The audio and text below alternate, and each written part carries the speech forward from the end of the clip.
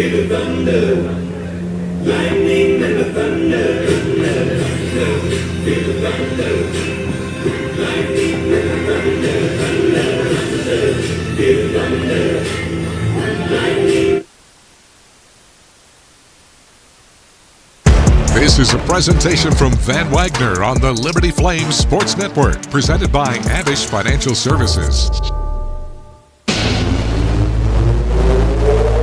It's time for Liberty Flames baseball. The 0-1. Swing, high fly ball, deep right field. Did he get enough? He did! That's the ball game!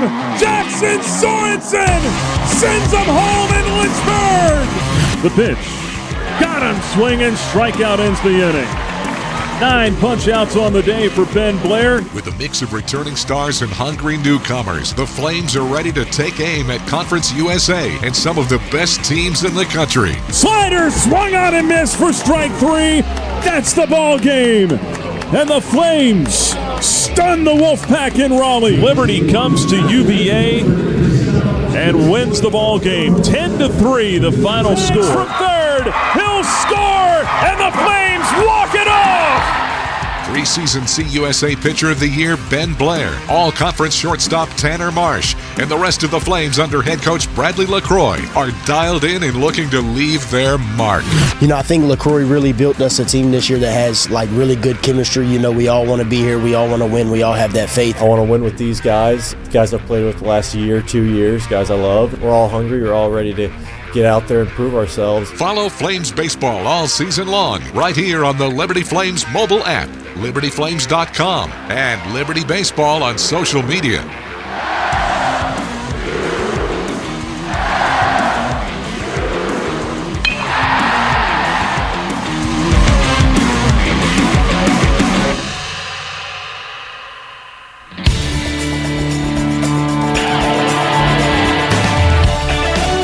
This is Liberty University Baseball from Van Wagner on the Liberty Flames Sports Network, presented by Abish Financial Services.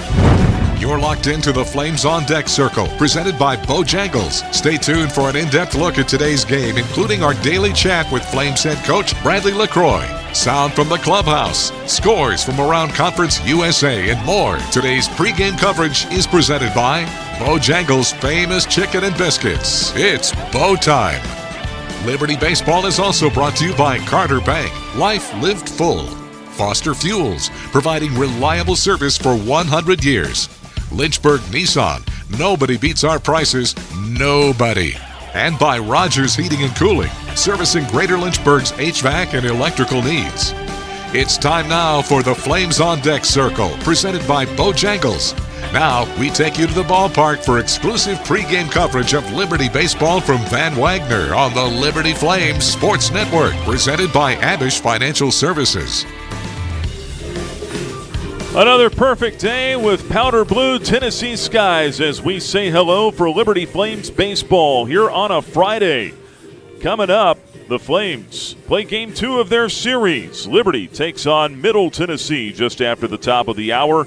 An important Conference USA set as the regular season winds down. Nick Pierce here with you on this Friday. Yes, day baseball on a Friday. Flames and Blue Raiders play Game 2 of the series coming up here at 4 o'clock Eastern.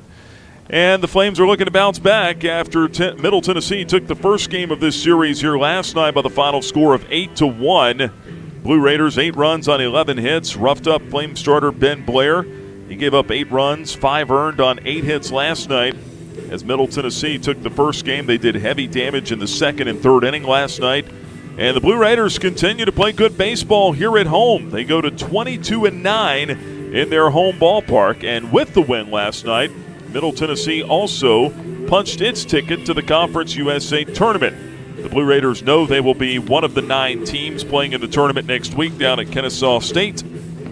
Meanwhile, the Flames, now 36-18 overall, 19-9 in Conference USA, are assured they will finish anywhere between 2nd and 5th. There was a chance coming into this series the Flames could still share the outright regular season title with the loss last night. That is no more. Jacksonville State also lost, as it turns out, last night to Dallas Baptist, but that doesn't matter. The Gamecocks have clinched the outright regular season championship and the number 1 seed in next week's tournament. But still a lot to play for if you're the Flames. There is a big difference in that conference tournament next week between being a 2 seed and a 5 seed. And the Flames will certainly try to make sure that they have the highest seed possible going into the tournament next week because of the tiebreaker situation.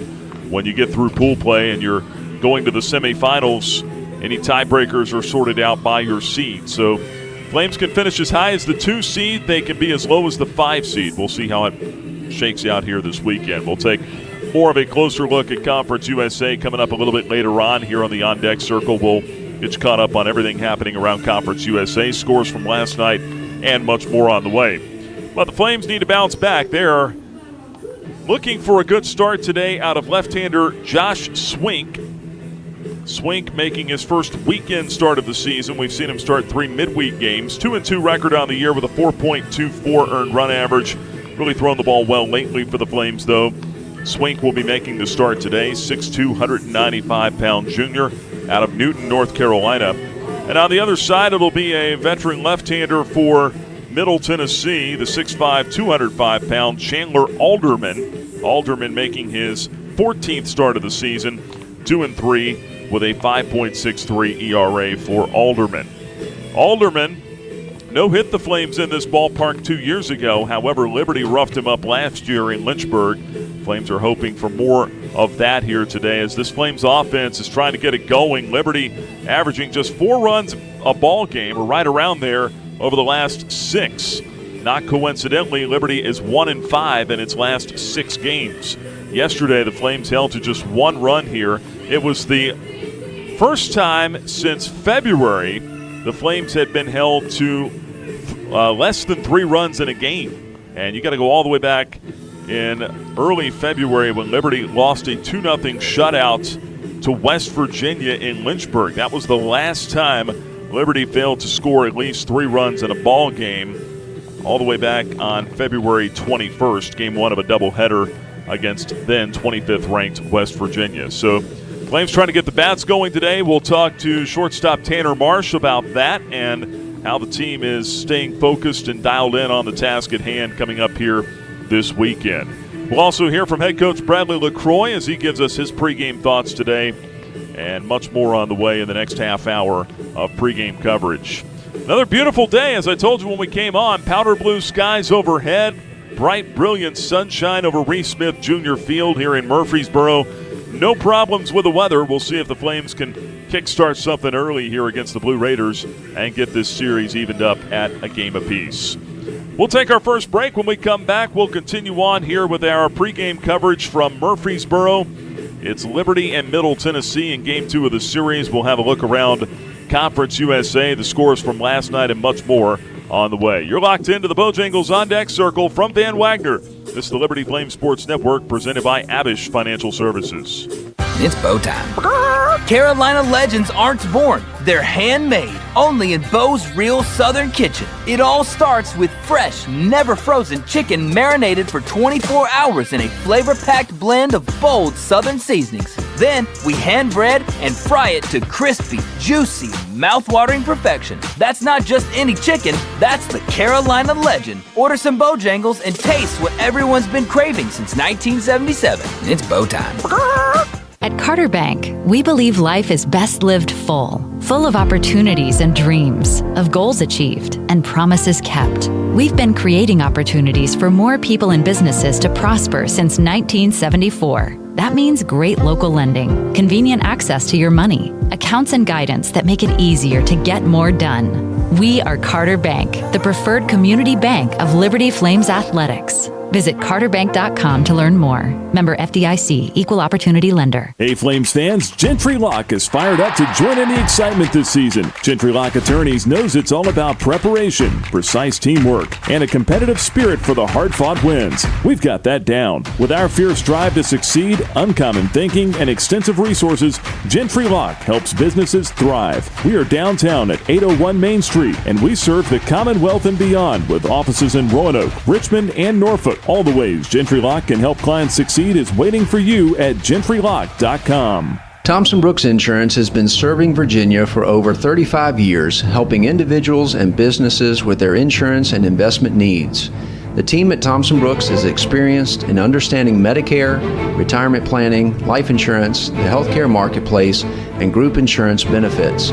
Call Thompson Brooks Insurance at 434-385-8500. That's 434-385-8500, or visit them online at thompsonbrooksinsurance.com. Thompson Brooks Insurance, planning today for tomorrow. You're listening to pregame coverage of Liberty Baseball from Van Wagner on the Liberty Flames Sports Network, presented by Amish Financial Services. Now, back to the Flames on Deck Circle, presented by Bojangles. Welcome back to Ray Smith Jr. Field in Murfreesboro, Tennessee. Liberty and Middle Tennessee. Game 2 of this series. Nick Pierce back here with you. And it's time now to look around Conference USA. And actually, before we do that, we'll first go down to the dugout and we'll catch up with Flames shortstop Tanner Marsh. Had a chance to visit with him before the ball game today. And, you know, this is a big game, big series for the Flames. Liberty trying to clinch a 2 seed now in the Conference USA tournament, trying to keep the RPI up. Shockingly, the Flames didn't really lose any ground after last night with the loss. They are checking in at 36 in the RPI coming into today, which is still a pretty good spot, but had a chance to catch up with Tanner and ask him about the sense of urgency coming into today and what he's feeling and the rest of this team is feeling. We just know, what's at stake. We know we've got to turn it on. We haven't really been playing how we want to the last, few games or whatnot. But, this team is we're staying focused, staying humble, staying confident. And, we know we have to come out here and do today. Yeah, Marsh and this ball club, it's really kind of a gut check for them. Mentioned it last night in the post-game show. And as Tanner is a leader on this team, a junior, one of the more vocal guys in the clubhouse, I asked him what that role looks like for him right now with the rest of the players. Just keeping everybody within each other, making sure that the vibes are high, keeping everybody up. We don't lose because of the other team, we lose because of what we do. So if we can just get back to what this team does best, just stay confident, stay humble, like I just said, I think we'll be in good shape. And then as far as the offense goes, the Flames held to just a run on 7 hits here last night, averaging just 4 runs a game in the last 6. Here's what Marsh had to say about improving the offensive production for this club. I think we just need to make adjustments throughout the game, just sticking to our approach, not trying to do too much. And, I think everything's going to start clicking here soon. We just need to get back to what we do best, moving the baseball, getting runners on, moving them over, scoring them. And, that if we can get back to that today, we'll be in good shape. Again, that's Flames shortstop Tanner Marsh, hitless last night. That's the first time Tanner has gone hitless in back-to-back games since opening weekend. That gives you a good idea of just how valuable and how productive he has been this year for this club. Still the leading hitter on the ball club coming into today with a .353 average. And, of course, he's back in the leadoff spot again today for the Flames. We'll give you a look at the rest of the starting lineup in just a little bit. I can tell you that Jackson Sorensen is out again today for a second straight ball game. The calf soreness, he tweaked a calf muscle here on Thursday night running the bases during practice. Just kind of an unfortunate deal for him, but Sorensen went through warm-ups today. He's still out of the lineup today. Just day-to-day with him.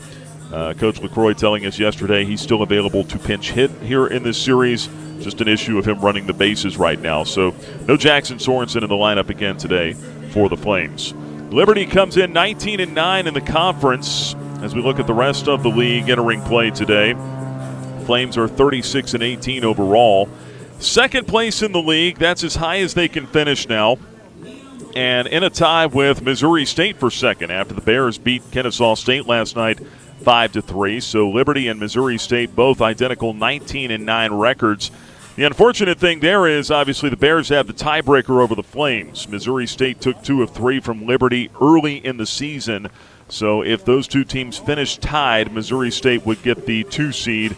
Liberty would then drop to the 3 seed. Now, assuming you've still got Louisiana Tech and Dallas Baptist right there in the rear view, both of those teams are tied for 4th and just 1 game back of Liberty and Missouri State. So there is a situation, there's a scenario where you could have a 4-way tie for second place at the end of the regular season, in which case then the tiebreaker becomes essentially a round robin between those 4 teams, and you stack up their comparative win-loss records against one another.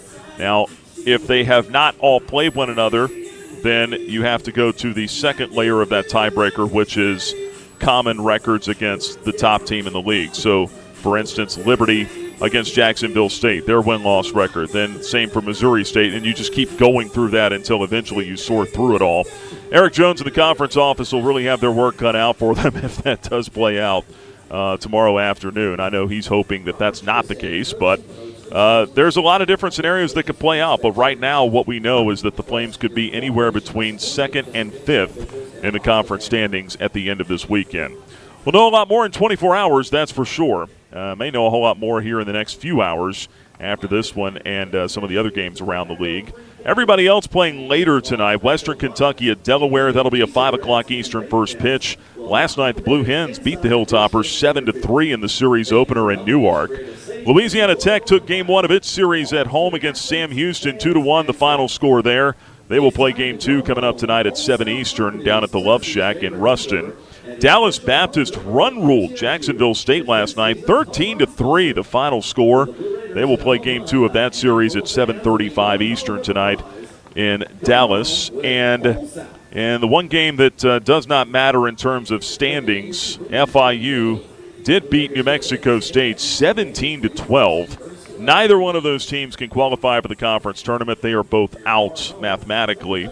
But a game that featured a combined 6 home runs between the Panthers and the Aggies last night in Las Cruces. They'll play game 2 tonight at 8 Eastern. Out-of-town scoreboard is built by Frank Good Builders.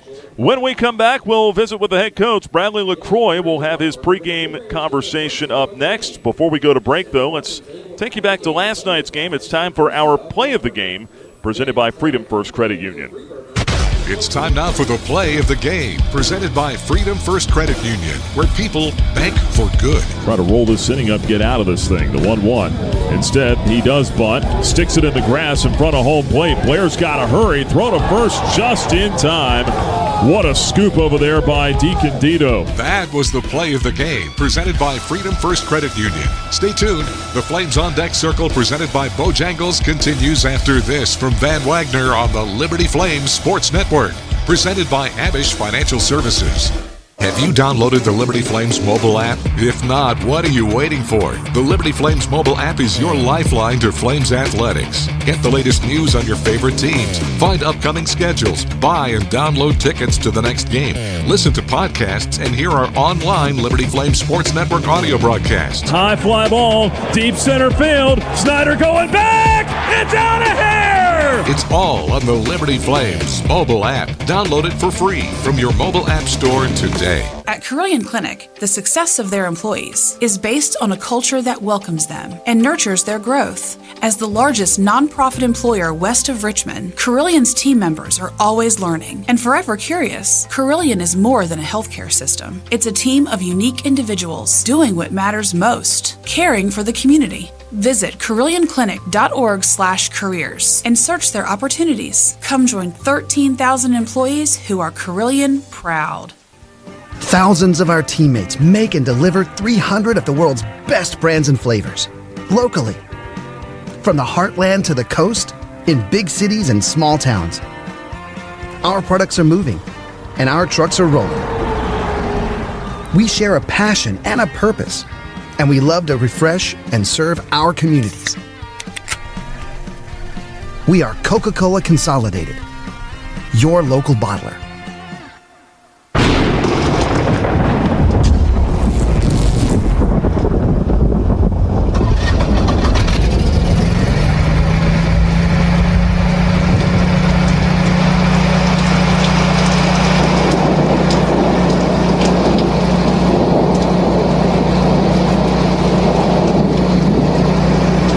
Rogers Heating, Cooling, Electrical, and Plumbing. Your certified Generac backup generator experts. Online at callrogers.com.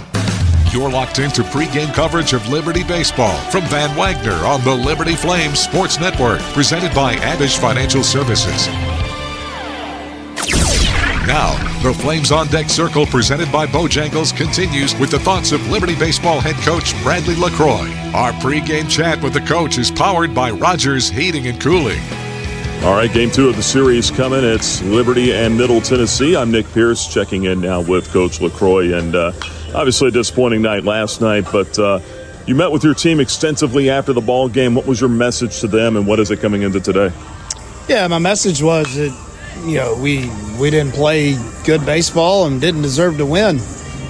Didn't pitch, didn't hit, didn't make a couple plays to get off the field. And then, in my opinion, we became a little timid, and that's not who we are. We are an aggressive, competitive team, and just wanted to express my thoughts to them. And the great thing about this group is they want it, they compete, they believe, and they usually respond. So looking forward to a great day here at the yard. It's a beautiful day. We get less than 24 hours. Great thing about baseball, we get a chance to compete again. Is this a moment, a gut check moment maybe for this team? Yeah, absolutely. And we met again before we left the hotel. The biggest thing for us is in the last, whatever it is, 8-9 games where we haven't had the success we've had the entire season is we're playing from behind too much. That is the common theme in this stretch that we're in is we're not doing enough offensively early in the game, and also we're not doing enough pitching and defense. We look up in the 4th inning and we're down 3, 4, 5, 6, 7 runs, and that's tough. You can't win consistently like that. It's a lot of different factors, but the amount of pressure it puts on your at-bats, but also the amount of pressure that's not on the opposing team when they've got to make pitches and do things on their side of things. But we got to be better, and look forward to watch these guys play today. Josh Swink on the mound for the start today. What does he give you specifically against this lineup? Does the deep arsenal help? Yeah, and he's been throwing the ball really well in different roles. He's thrown the ball well as a starter. He's thrown the ball well as a long relief guy. And, we just felt like it was an opportunity for him to make a start against some really good left-handed hitters in their lineup. And he usually does pretty good against lefties, and he's going to have to navigate those guys and navigate the right-handers in their lineup to be able to establish the fastball into them and get them off the plate a little bit. But, Swinky's, is had a really good year for us, and he's competitive and he works extremely hard. So looking forward to watching him and see what he can do today. Talk about their left-handed hitters. They had a lot of guys that contributed last night, but Cooper Clapp, 3 hits, a home run, showed some opposite field power. What do you have to do today to get him out? Yeah, first of all, we got to get ahead, and then once we do get ahead, and we got ahead a couple times last night, we just couldn't finish him off. He did a great job with 2 strikes of spoiling some pitches, and then he, has a really good feel to hit the ball to the opposite way. So we got to mix and match with him, and once we get ahead, we got to really execute pitches and hopefully get him out of his comfort zone. He had a good night last night. He's a very, very improved player from last year, and we got to be able to control him. How's Jackson Sorensen progressing today? Feels better today. We're going to see how he is in the warm-up and in BP and see if he can give it a go. So we'll see how he is. And lastly, looking at Chandler Alderman, a guy that you guys roughed up pretty well in Lynchburg last year, a lefty, a little bit of a different look today, isn't he? Yeah, he is. He's, a guy that, we hit up pretty good last year, and he's, an experienced guy that's thrown a lot of college innings, and he's going to try to, work off the fastball and the slider/cutter. Throws a little bit of a changeup to those right-handed hitters, but he likes to work to the inner half to the righties. So we've got to do a good job of either giving ourselves space to turn that ball into a middle pitch, or crowd the plate and win the front of the plate. So we're going to have a good plan. We're going to have to execute, and I know our guys will be locked in today. Coach, appreciate the time. Good luck. Okay, thanks, Nick. Thanks, Coach. Our pregame chat with Flames head coach Bradley LaCroix is powered by Rogers Heating and Cooling, servicing Greater Lynchburg's HVAC and electrical needs. Schedule your service at callrogers.com. Move those coffee chains, Flames fans, and go local. Central Virginia's own Ironclad Coffee Roasters and Baking Company is the premier coffee partner of Liberty Athletics. Pay them a visit at one of their cafes in the Richmond area or at the Richmond International Airport. They'll also ship their specialty grade coffee straight to your door. Visit ironcladcoffee.com. That's www.ironcladcoffee.com to check out the coffee Flames fans are talking about. Frank Good Builders is a proud supporter of the Liberty Flames. Frank Good Builders and its partners design and build beautiful custom homes in the Lynchburg and the surrounding areas. From designing a plan to picking out fixtures, Frank Good Builders works with you to design and build your truly custom dream home. Frank Good Builders can be reached at 434-238-3710 or frankgoodbuilders.com. The doctors at Crossroads Family Dentistry say go Flames and good luck this season. Stephen Hatch, James Peary III, Trey Woolwine, and Carol Roberts have over 50 years of experience serving Lynchburg and the surrounding area. Their dental office in Forest is open and ready to serve you. Crossroads Family Dentistry provides all family and cosmetic dental needs and accepts major dental insurances. They're located at 14761 Forest Road in front of Brauburgers. More information is available at crossroadsfamilydentistryva.com. Turn up the heat. Foster Fuels is a proud partner of Liberty Athletics. Fostering warm moments for 100 years, Foster has been providing exceptional propane and gas services throughout Central Virginia and surrounding areas. From propane to fireplaces and tank installs to tankless water heaters, Foster does it all. Visit fosterfuels.com or download the app to order fuel, pay your bill, and more. Get the customer service you deserve and turn up the heat with Foster Fuels and the Liberty Flames. We're walking you up to first pitch with the Flames on Deck Circle, presented by Bojangles. The excitement of Liberty baseball is just around the corner. From Van Wagner, this is the Liberty Flames Sports Network, presented by Abish Financial Services. Another beautiful day, temperature up around 80 degrees as we get ready for the first pitch between Liberty and Middle Tennessee. First pitch in less than 10 minutes. Nick Pierce back here with you on the Bojangles on Deck Circle. Let's give you a look at the starting lineups today for both clubs. Starting lineups are driven by Lynchburg Nissan, the home of the million-mile warranty. For the Flames, they are 36-18 overall, led by second-year head coach Bradley LaCroix. In the starting lineup today, hitting leadoff and playing shortstop, it's Tanner Marsh. He'll be followed by the first baseman, Riley DiCandido, batting second. And then Jordan Jaffe will hit third and play third. Cleanup man again today is the left fielder, Nick Barone. Then it's Easton Swafford, the second baseman, batting fifth. Landon Seeley, the right fielder, will hit sixth. Batting seventh is the DH today. It's Ryan Drum. Batting eighth and catching, Kyle Vidston. And hitting ninth in center field, Josh Campos. Marsh, DiCandido, Jaffe, Barone, Swafford, Seeley, Drum, Vidston, and Campos for the Flames. For the Middle Tennessee Blue Raiders, they are led by fourth-year skipper Jerry Myers. Batting leadoff in center field again, it's Owen Nowak. Tyler Minnick is the catcher, batting second. Cooper Clapp will play second and bat third. Cleanup man is the left fielder Nathan Brewer, followed by the designated hitter Lane Akers. Brett Rogers is in right field, hitting sixth. Batting seventh at first base, Dean O'Neill. Hitting eighth at third base, Brett Von Dolen. And batting ninth, it's the shortstop, Clay Badalak. They go Nowak, Minnick, Clapp, Brewer, Akers, Rogers, O'Neill, Von Dolen, and Badalak. Josh Swink on the mound for Liberty. Chandler Alderman for Middle Tennessee. Starting lineups driven by Lynchburg Nissan. Coming up, we've got the ball game after this timeout from Van Wagner on the Liberty Flames Sports Network, presented by Abish Financial Services. What's important isn't that Freedom First has been in business since 1956. What's important is how we've been doing business since 1956. Since day one, we have been accountable to our members, not stockholders. We make loans that cost less, offer savings plans that pay more, and give back to our community, and that hasn't changed. What has changed is our ability to serve you with more locations and more technology to simplify your financial life. Freedom First. It's a place where anyone in our region can bank for good. Are your feet preventing you from living life? Hi, I'm Jonathan Cotton, and you may have heard my Good Feet story, how I love my arch support so much that I bought the store. Since then, thousands of customers have found relief from foot, knee, and back pain.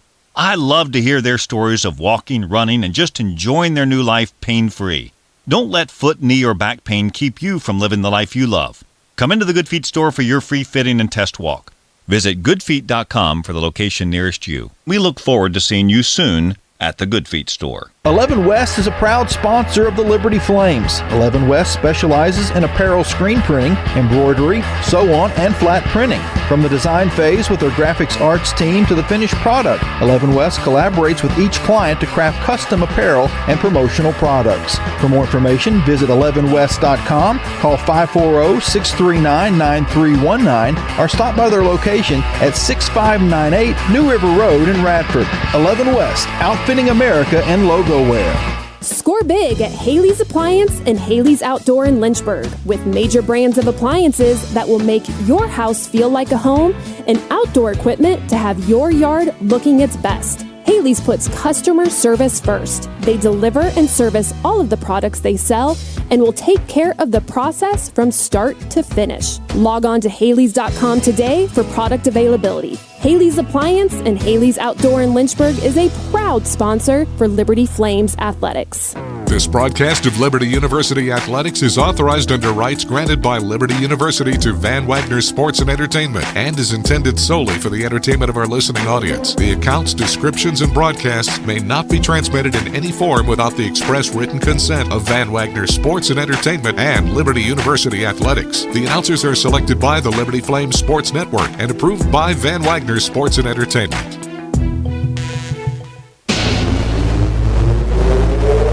It's time for Liberty Flames Baseball. The 0-1. Swing, high fly ball, deep right field. Did he get enough? He did! That's the ball game! Jackson Sorensen sends him home in Lynchburg! The pitch. Got him swinging. Strikeout ends the inning.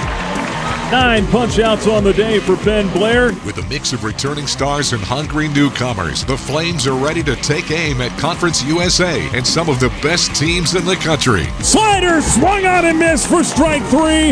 That's the ball game. And the Flames stun the Wolfpack in Raleigh. Liberty comes to UVA and wins the ball game. 10-3, the final score. From third, he'll score, and the Flames walk it off. Preseason CUSA Pitcher of the Year, Ben Blair, All-Conference shortstop Tanner Marsh, and the rest of the Flames under head coach Bradley LaCroix are dialed in and looking to leave their mark. You know, I think LaCroix really built us a team this year that has like really good chemistry. You know, we all want to be here. We all want to win. We all have that faith. I want to win with these guys. Guys I've played with the last year, 2 years. Guys I love. We're all hungry. We're all ready to get out there and prove ourselves. Follow Flames Baseball all season long right here on the Liberty Flames mobile app, libertyflames.com, and Liberty Baseball on social media.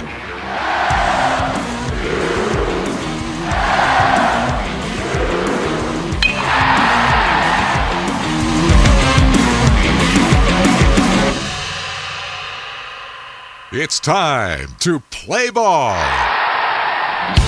Welcome to live play-by-play coverage of Liberty Baseball from Van Wagner on the Liberty Flames Sports Network, presented by Abish Financial Services. Today's game is brought to you by Bojangles' famous chicken and biscuits. It's Bo time.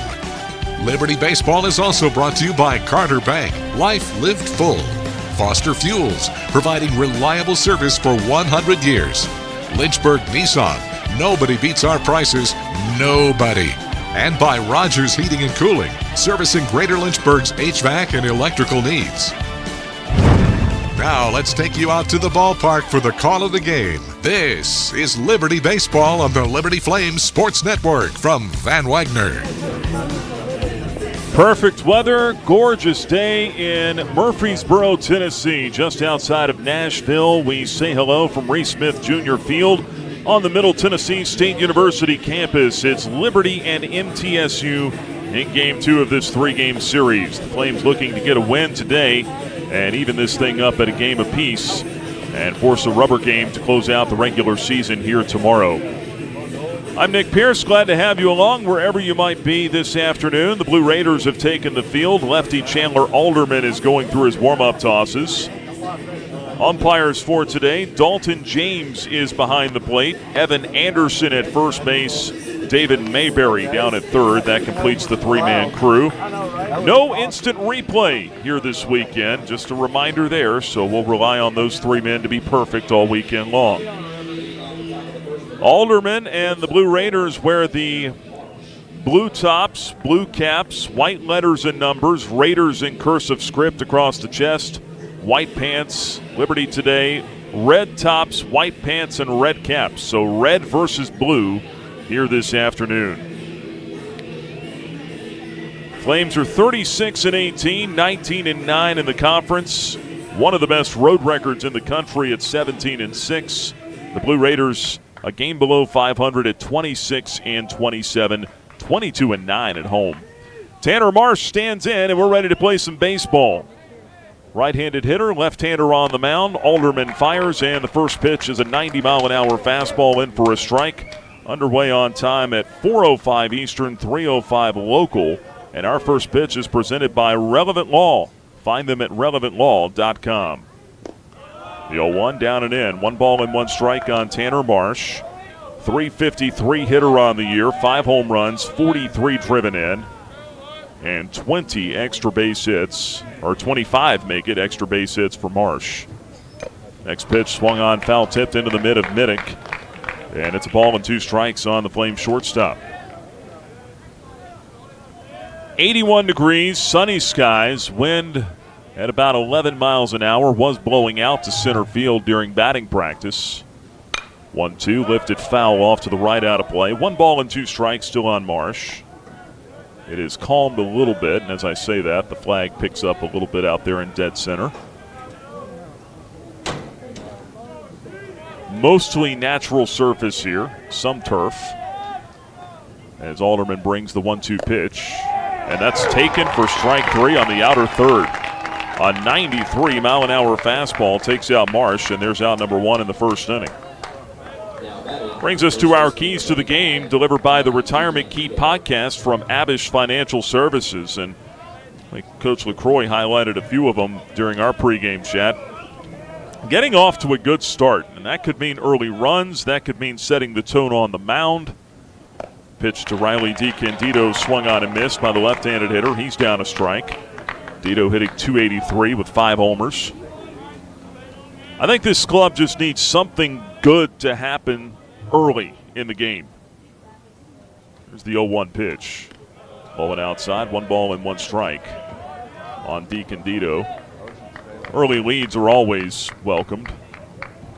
And then for Josh Swink, it's being able to move the ball around, I think, work both sides of the plate, and then establish something of his secondary pitches to these left-handed hitters as DiCandido lifts one out in the air, left center field.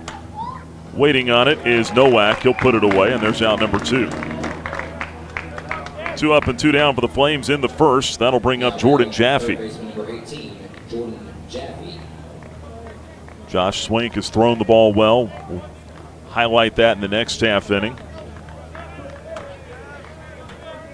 But need him to go out there and set the tone today on the mound. 2 down, Jordan Jaffe, the hitter. He takes the ball outside, 1-0. Our keys to the game presented by the Retirement Key podcast from Abish Financial Services. Abish is the official advisor of Liberty Flames Athletics. 2 out, nobody aboard, top of the first. Jordan Jaffe with a 1-0 count. Right-handed hitter takes over but low with a fastball, 2-0 the count. Jaffe, .333 hitter, 2 homers, 39 knocked in for the Flames in his first season with the ball club. The 2-0 pitch is lifted foul out of play down the right field line. Curling over on top of the indoor facility for the baseball team. Almost headed out toward the track facility here. The Conference USA Championship meet is taking place. 2 balls and a strike on Jaffe. Right-handed batter waits. Pitch from Alderman. There's a line drive whistle foul down the left field line. And the count will even up at 2-2. Alderman with a fastball up to 93 in this inning. He's been 90 to 92 consistently. He'll probably settle in somewhere closer to 90. 2 outs, bases clear, 2 balls, 2 strikes. They play Jaffe straight away as Alderman delivers the pitch. Called strike 3, outside corner. 93-mile-an-hour fastball, paintbrush the black. Jaffe didn't care for that. And that'll do it for the Flames in the first. 1-2, 3-0 doing. Couple of strikeouts for Alderman. And we'll go down to the bottom half of inning number 1. No score from Van Wagner. This is the Liberty Flame Sports Network presented by Abish Financial Services. Every great athlete knows the final minutes of the game are where champions are made. Whether it's the last inning, the fourth quarter, or overtime, every move counts. One smart play can seal the win, and one mistake could cost it all. The same can be said for retirement. I'm Abe Abish, founder of Abish Financial Services. Those last 5 to 10 years before you retire, that's your final stretch. At Abish Financial, we can help build a game plan for taxes, healthcare, and income for the years ahead. Call us for your customized retirement playbook. 571-406-4411. If you're over 59 and have $500,000 or more of investable assets, we can create your plan complimentary. 571-406-4411 or visit abishfinancial.com. Investment advisory services offered through Abish Financial Wealth Management, LLC, a registered investment advisor firm. Insurance services offered through Abish Financial Services, Inc., licensed in Virginia.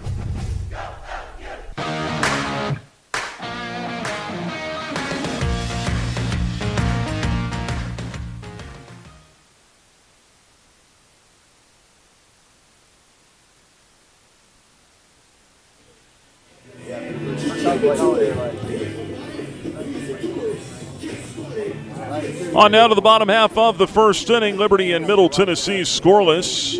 And lefty Josh Swink is on the hill for the Flames, making the start today. It is Swink's 4th start of the year. His 19th overall appearance. 2-2 record with a 4.24 ERA. 48 strikeouts over 40 and a third innings of work. He's yielded 20 walks, a couple of homers, and opponents are hitting .253 against him. And he'll face this Middle Tennessee order that put up 8 runs on 11 hits here last night. Starting with Owen Nowak, the center fielder. Left-on-left matchup. They have 5 left-handed hitters in their lineup today. So Coach LaCroix and Coach Bradford deciding to go with a left-hander Swink instead of the right-hander Lucas. The pitch to Nowak is just off the inside corner with a 91-mile-an-hour fastball. 1 ball and no strikes. Swink had a little bit of a rough outing against Louisiana Tech. He gave up 4 runs. 2 of those runs scored after he was out of the ball game. But in the 5 previous outings before that, he had given up just 2 runs over those 5 outings. Pitch a slider in for a strike to Nowak. It's 1-1. Nowak, a .325 hitter out of the leadoff spot. .449 on base, .477 slugging. 7 homers, 35 RBIs. 1-1 on the way. Swinging a foul tip right into the mid of Vidston. A 90-mile-an-hour sinker. It's 1-2 now on Nowak.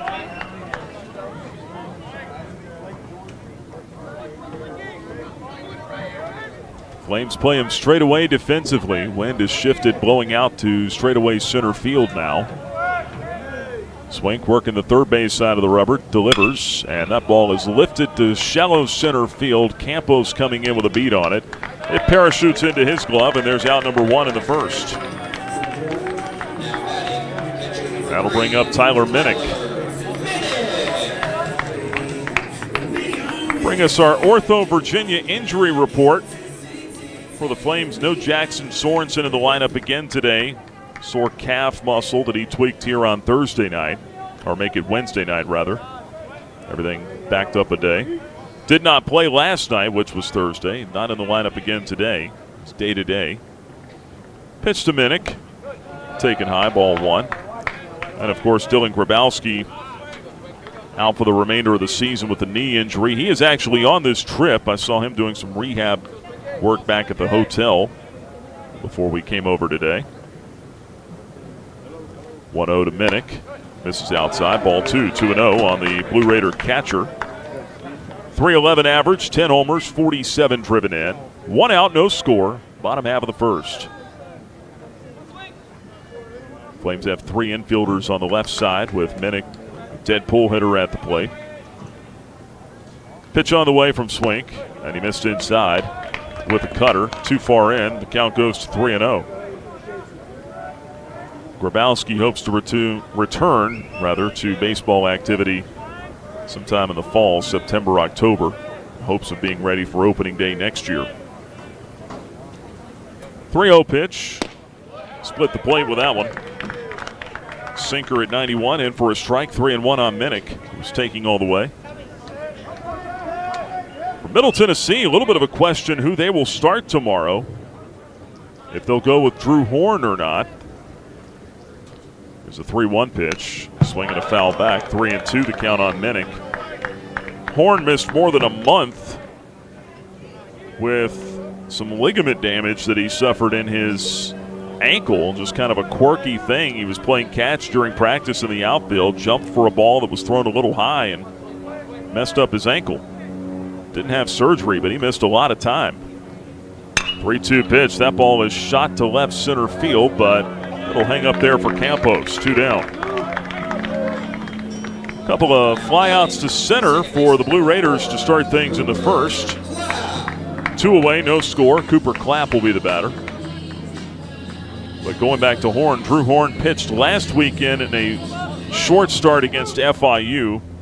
Gave up multiple runs. We'll see if the Blue Raiders go with Horn again tomorrow in what would be just his second outing since getting hurt. Cooper Clapp at the plate. This guy had a day yesterday, and he's right back at it again. First pitch swung on line to right field, a base hit. He didn't wait very long. Just ambushed that fastball and sent it on a line to right. 3 hits yesterday, including a home run. And Clapp is aboard again here. That'll bring up Nathan Brewer, the left fielder. 2-out single. Brewer at the plate now. Yesterday, 2 for 3. And a single, a walk, and he was also hit by a pitch. Doubled as well. He was on 4 times in that 8-1 win. First one from Swink is a cutter upstairs. 1 ball and no strikes. Flames will shift the infield around. They put a 3-man overload on the right side with Tanner Marsh playing up the middle. Pickoff throw over to first. Back in with a dive goes Cooper Clapp.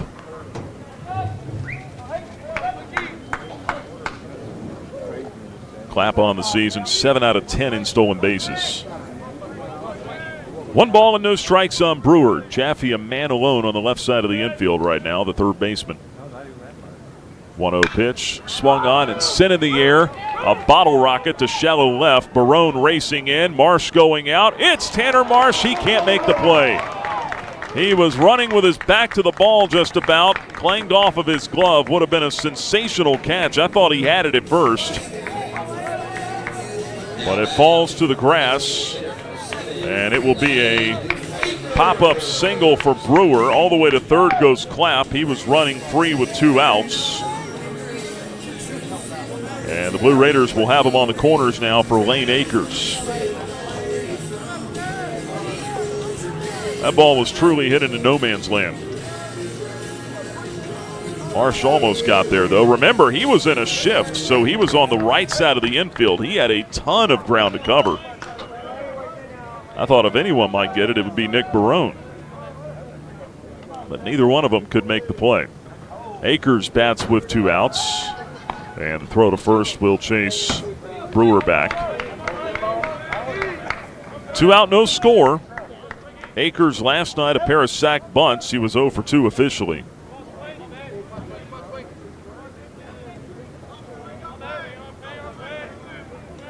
Swing checks first, working from the stretch. The pitch.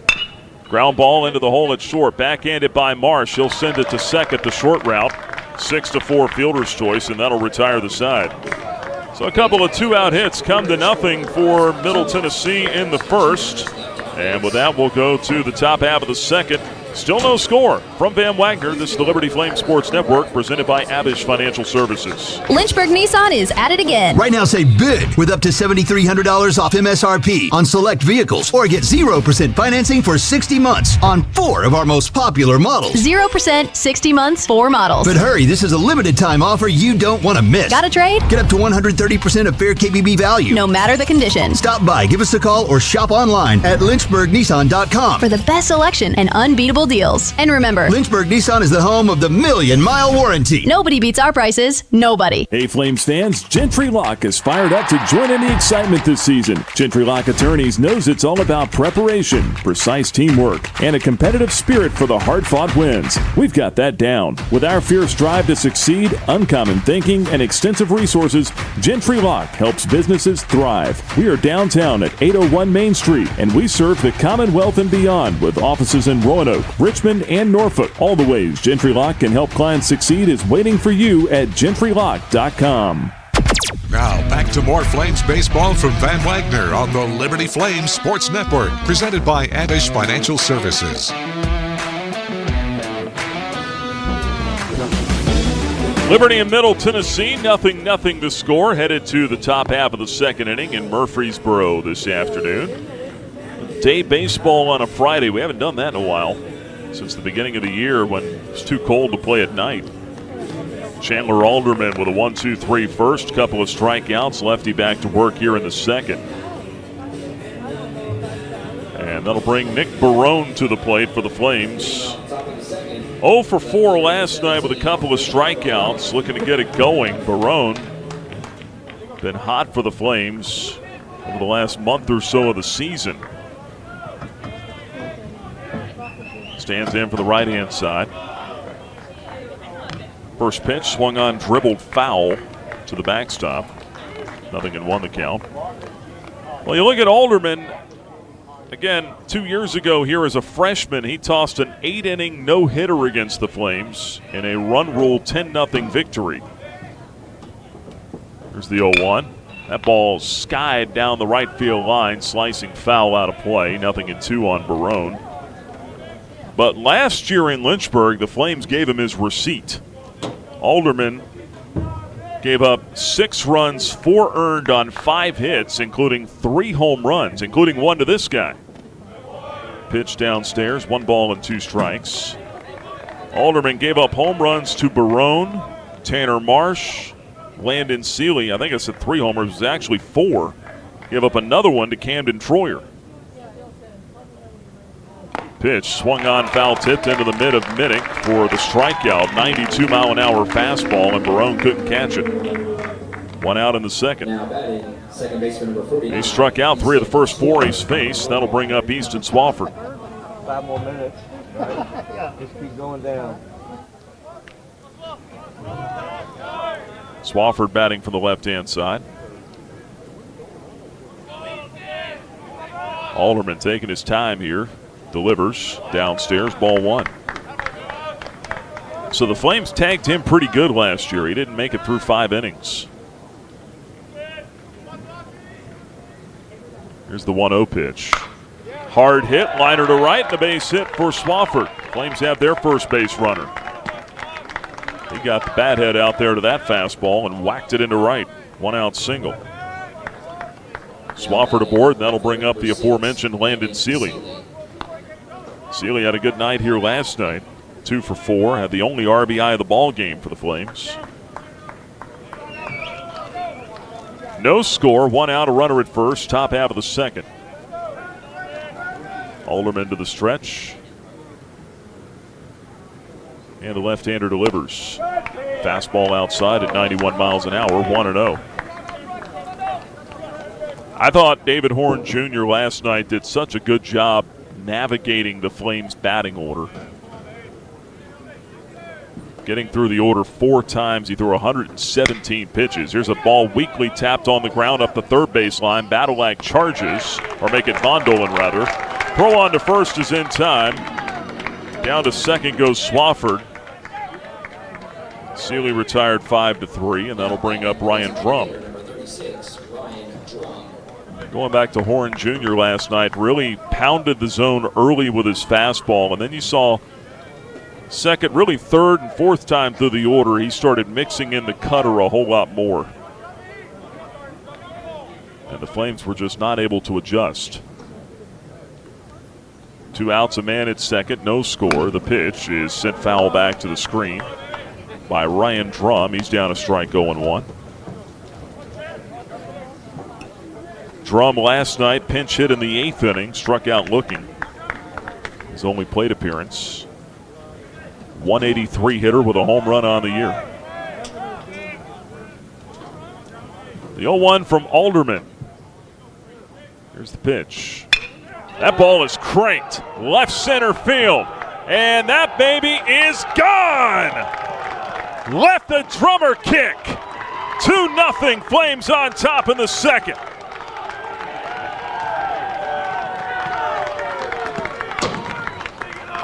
That ball was absolutely obliterated.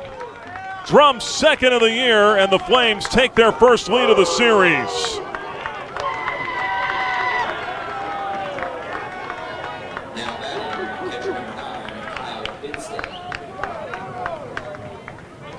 Said earlier we need something good to happen early in this game. Well, there it is. A bomb from Drum. And now Kyle Vinston takes strike 1.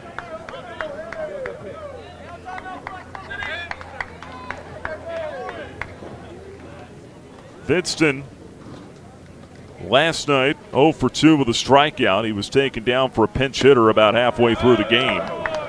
Takes a breaking ball outside, 1-1 the count. I think that's the first off-speed pitch that Alderman's thrown. Well, you give up one like that, you'll start to mix in some off-speed real quick. Next pitch swung on and missed, 1-2. There was absolutely no doubt about that ball. He hit it off the staircase going into Floyd Stadium, the football stadium behind the left field wall. 1 ball, 2 strikes, 2 outs. The pitch is fouled back to the screen, still 1-2. Liberty 2, Middle Tennessee nothing here in the top of the second on the Ryan Drum 2-run homer.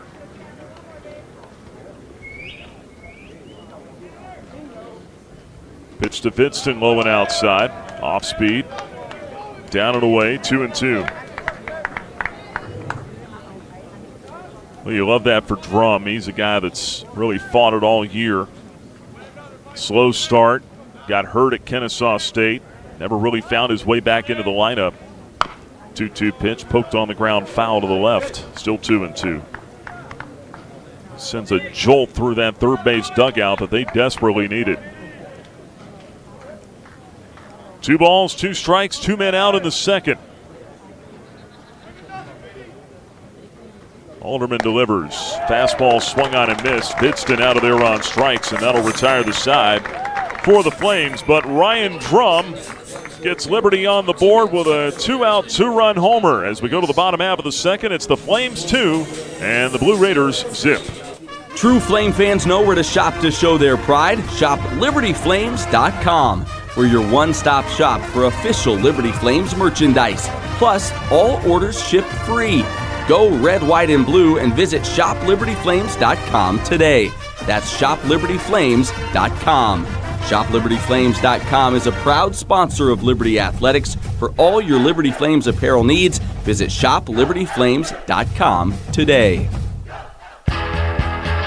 Owned and operated by a Liberty alum, Larry's Tire and Auto Repair offers complete auto service including tires, preventive maintenance, and more. Larry's Tire carries all major brands and is open from 8 a.m. to 5 p.m. Monday through Friday at any of their 4 locations, with 2 in Lynchburg, 1 in Forest, and 1 at Able Tire in Concord. More information on Larry's Tire is available at larrystireservice.com. Follow us on social media. Search LFSN Radio on X, formerly known as Twitter, Facebook, and Instagram for great content from Van Wagner on the Liberty Flames Sports Network, presented by Abish Financial Services. Flames lead at 2-0 at Middle Tennessee as we go to the bottom half of the second inning. Ryan Drum with a 2-out, 2-run homer in the top half. And Josh Swink has been given a lead in which to work with. Coca-Cola proud to bring you Flames baseball on the radio. Stay tuned after the game for the Coca-Cola 10th inning show. Coke, taste the feeling. Josh Swink able to work around a little two-out trouble in the first, looking for a clean second here. You'd love a shutdown inning now. As Swink faces Brett Rogers to lead it off. Middle Tennessee right fielder. Batting from the left side. 2 for 4 last night with a couple of RBIs. Had a double as well. Takes the first pitch outside on a 90-mile-an-hour fastball. 1 ball and no strikes to count on Rogers.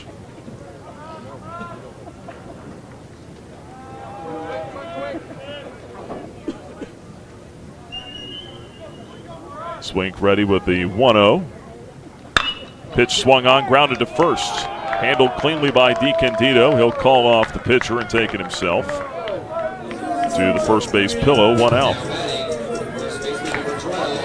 That'll bring up Dean O'Neill. O'Neill, a .292 hitter with 11 home runs on the year. 1 for 4 last night. Been in a slow stretch. He's just 4 for his last 24 at the plate. Right-handed batter. Swink with a 2-0 lead. Fires. And the first one a slider in for a strike. 0-1 on O'Neill. That's one thing Coach LaCroix talked about before this ball game, is just needing to strike early. He said every time we look up, it's like it's 2-0, it's 4-0. Fourth inning, playing from behind too much. There's a ground ball out to second. Cleanly picked by Swafford. Pegged to first in time. 2 away in the second inning. Now a chance for Swink to just kind of settle in here. 2 up and 2 down in the second. That'll bring up Brett Von Dolan.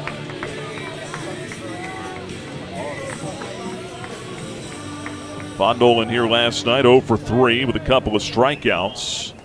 Comes in hitting just .221. Still 5 homers, 30 driven in.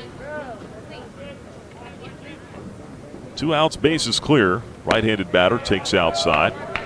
1 ball and no strikes. Temperature right about 80, 81 degrees at first pitch today. Bright, brilliant sunshine pouring into Reese Smith Jr. Field.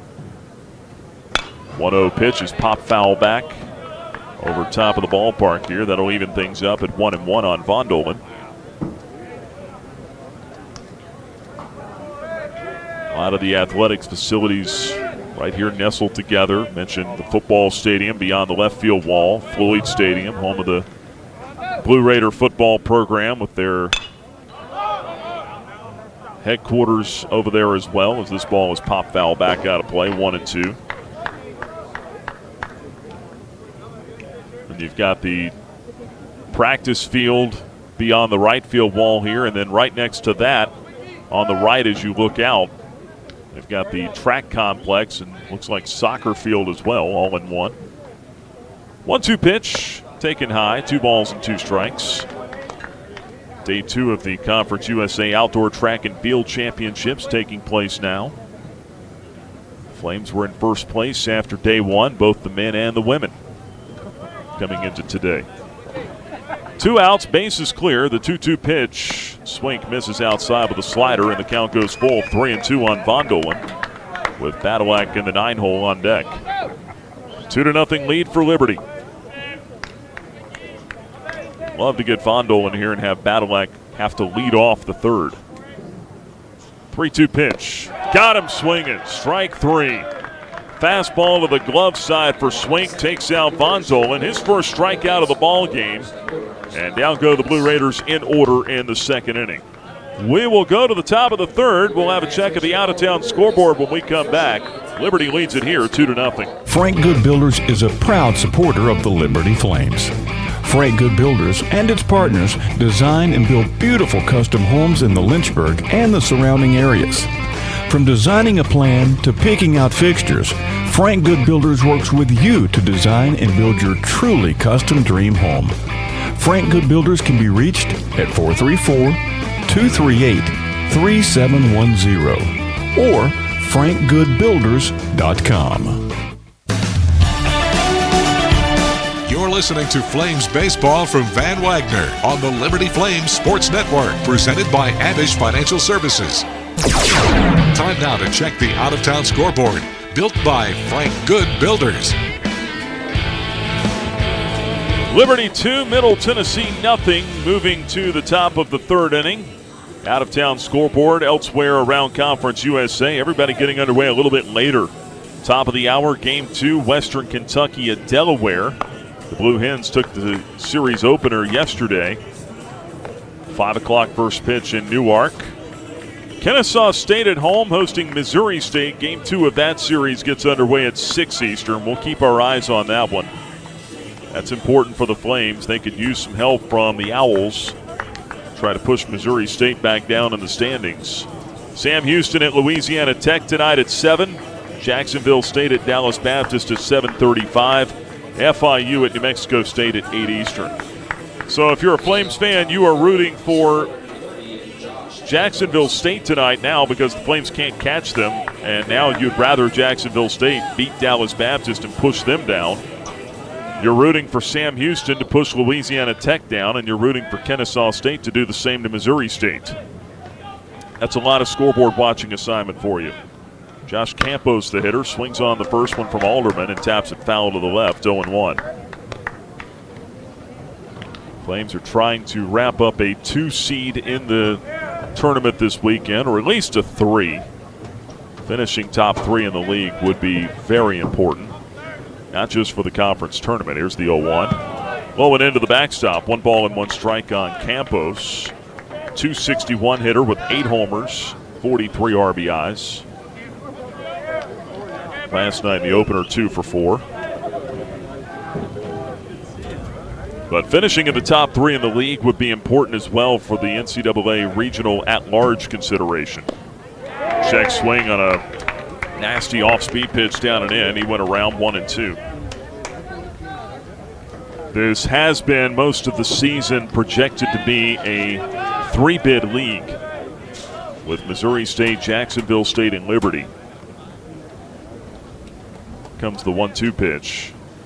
Campos beats it into the ground foul up the third base line. Still 1-2. So to keep it that way, those 3 teams would like to all be in the top 3 in some order.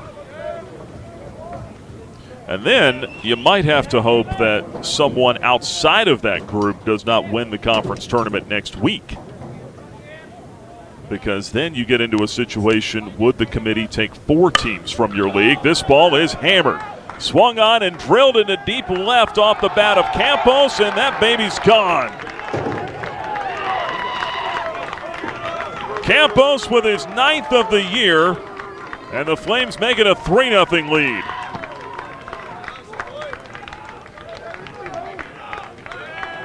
Couple of pull-side homers for the Flames in this one. 44th RBI for Campos. He got a 1-2 pitch right in his wheelhouse.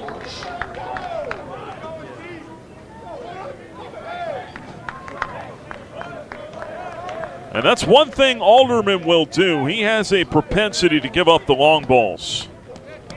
Top of the order, here's Tanner Marsh. The pitch. Big swing and a miss. Off speed, had him out in front, 0-1.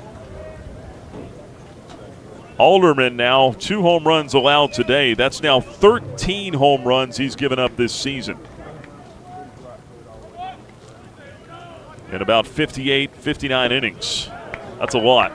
0-1 pitch downstairs. 1 ball and 1 strike on Tanner Marsh. 0 for 1 with a strikeout looking. 3-0 Flames in the third.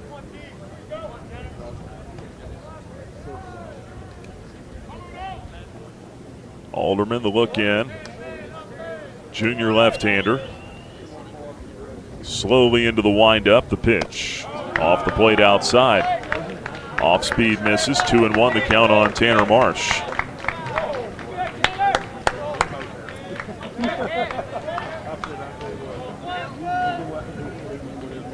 Going back to the postseason conversation, just a lot of things to think about going into next week, and obviously selection Monday. There's a ground ball deep in the hole. It's short. Picked nicely on the backhand by Badalak. And he sends it across to first in time to get a fast man. His counterpart, Tanner Marsh. That's a really good play in the hole. One out in the third. That'll bring up Riley DiCandido.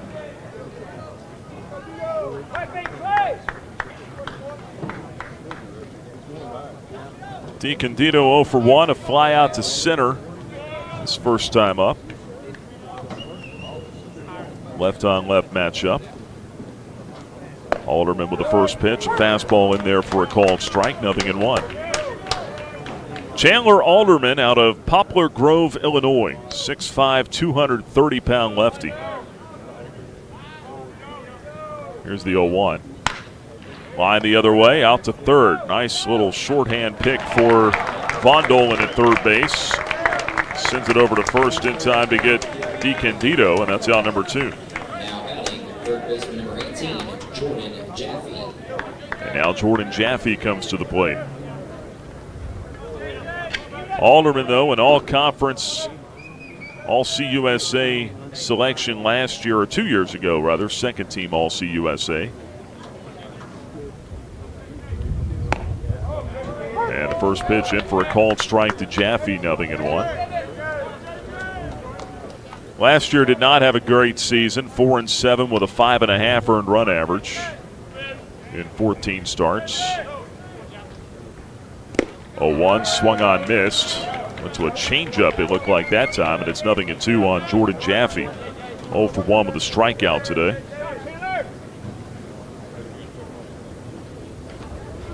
Two outs, nobody aboard.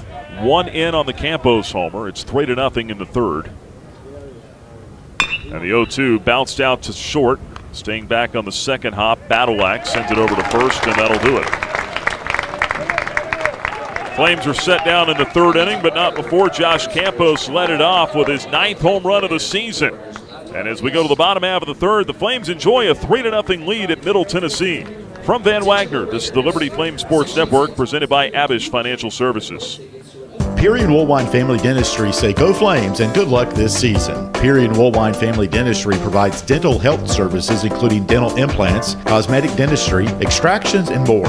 Their office treats patients of all ages and accepts major dental insurances. Peary and Woolwine Family Dentistry is located at 2229 Mural Road next to EC Glass High School in Lynchburg.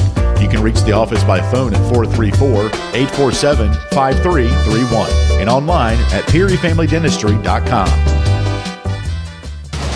The Liberty Flames thank Segra for their support. Segra collaborates with companies to offer business-only, carrier-grade connectivity, cybersecurity, voice and cloud solutions tailored to meet their diverse needs. Segra offers these solutions across a fiber network that spans 28 states in the U.S. and is headquartered in Charlotte, North Carolina. They can be reached at Segra.com or 833-GO-SEGRA. Segra, a proud partner of the Liberty Flames Sports Network from Van Wagner.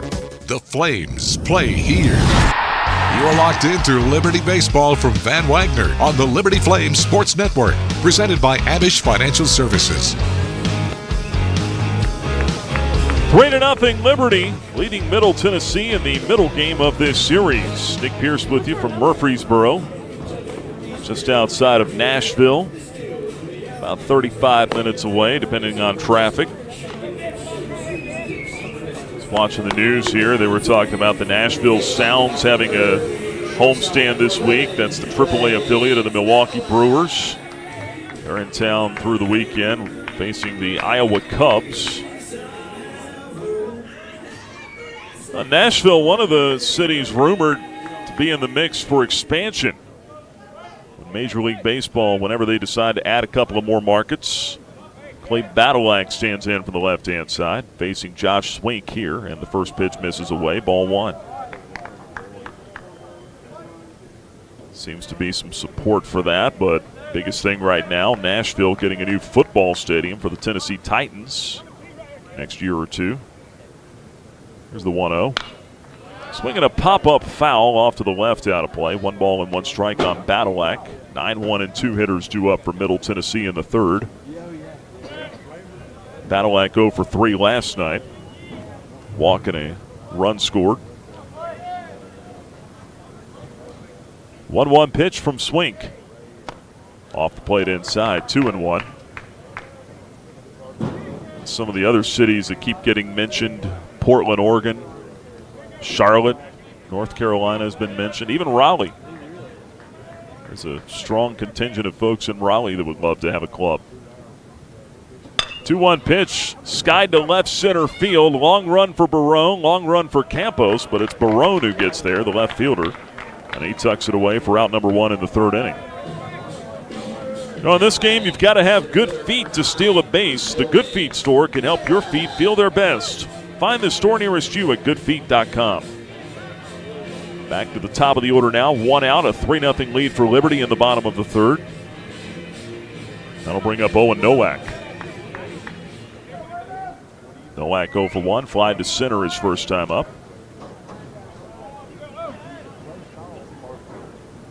Left on left matchup. Swink fires.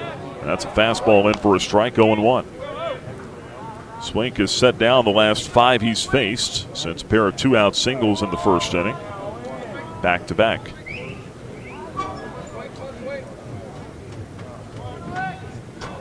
Swink with the 0-1 to Nowak. Up and in with a fastball. 1 ball and 1 strike. Now, the interesting thing to me is, those AAA clubs that are already present, Nashville and even Charlotte. Riley's got the Durham Bulls next town over. 1-1 pitch. Line, base hit, left field. Right through the 6-5 hole for Nowak. 1-out single in the 3rd. And that'll bring up Tyler Minnick. But what will happen to those clubs? Or, there's some thought, can they use their stadiums or expand their stadiums? That is absolutely out of the question in Charlotte. There's no way they can expand that stadium or use it for a big league club. It is perfect for a AAA team.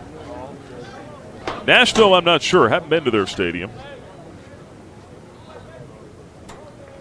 Not sure what the plan would be there. Pickoff, throw over to first. Low and dug out over there by DiCandido. He's made a couple nice picks over there. One on a throw over by Blair last night. Swink wants a new baseball now. Riley played some first base early this season. Hadn't been over there in a while, but seems to have picked it right back up. Minnick at the plate, another throw over to first, and again, Nowak back on the bag. He's got 8 stolen bases this year, Nowak does. 8 out of 9. 53 stolen bases for Middle Tennessee on the year, compared to the Flames, who have 96. So they don't run a ton. The pitch is swung on and popped up, shallow left field. It's Marsh on the grass, settled under it. He'll make the head-high catch. Nowak back to first. And that's the 2nd out of the 3rd inning.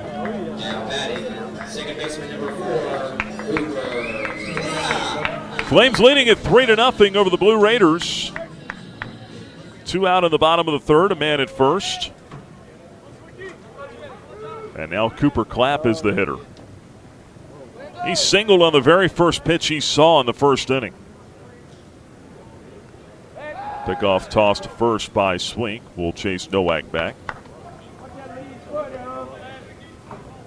Cooper Clapp's a good ball player. Much improved player as well. Coach LaCroix and I were chatting about that before the ball game.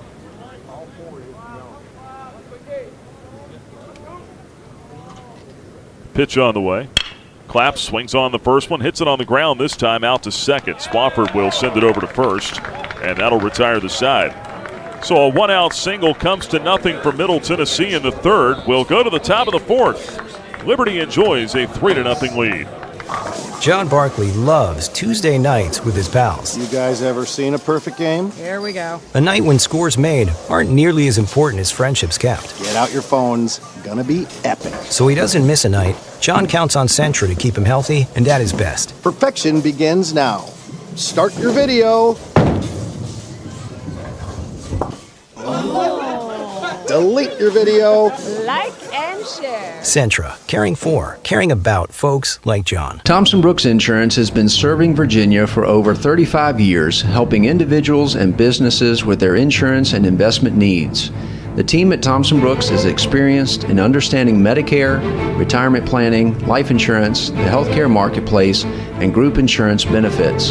Call Thompson Brooks Insurance at 434-385-8500. That's 434-385-8500, or visit them online at thompsonbrooksinsurance.com. Thompson Brooks Insurance, planning today for tomorrow. This is Liberty Baseball from Van Wagner on the Liberty Flames Sports Network, presented by Abish Financial Services. Time now to check the Carter Bank box score.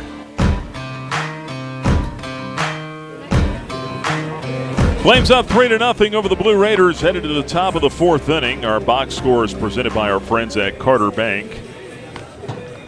Flames with 3 runs on 3 hits, a pair of homers.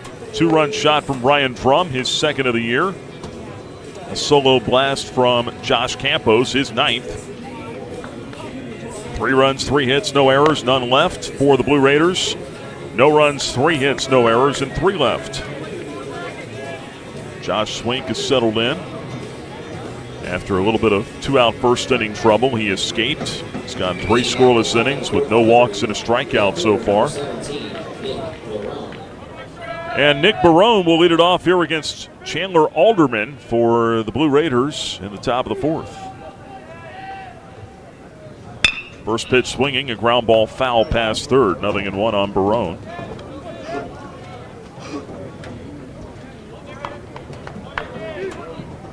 Nick Barone, 4 for his last 25 now at the plate. He's hit a little bit of a lull. 0-1. Changeup swung on and missed. 0-2. But the last 10 games coming into this series, he was hitting .349 with a .949 OPS. There's the 0-2. Got a piece on a changeup, fouls it off, bounced to the backstop. Still 0-2 on Barone. Senior out of Pennsylvania. Second year with the Flames, transferring in last year from West Virginia. He's had some big hits and some big moments for this club. It's the 0-2 from Alderman.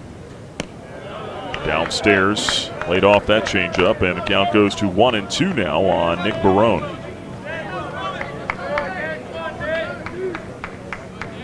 Led the club in doubles, triples, and RBIs last year. 1-2 pitch, took him out on an off-speed pitch down and in. Swung on and missed for the strikeout. And that's out number 1 in the fourth inning. Barone 0 for 2 with a couple of strikeouts now. Give Alderman 5 punch-outs in the ball game. Bring up Easton Swafford. 3-0 lead for the Flames. Top of the fourth.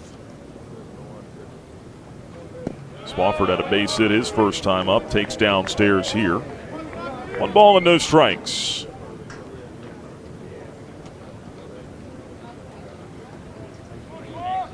Swafford, another senior. Flames have a ton of seniors. They recognized 13 before the game last week in Lynchburg. 1-0 is popped foul off to the left out of play. 1 ball and 1 strike. We'll have a lot of folks to replace next year.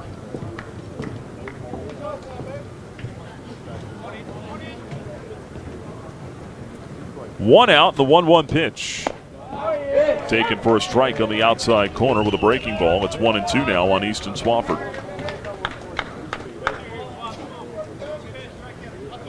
They play him straight away defensively. I don't really notice a lot of shifting and moving pieces for Middle Tennessee defensively. 1-2 pitch. Check swing. Did he go? He did on the appeal to third base umpire David Mayberry. Bradley LaCroix showing his displeasure as he steps out of the dugout, looks down Mayberry's way. Now batting right fielder number 6, Landon Seeley.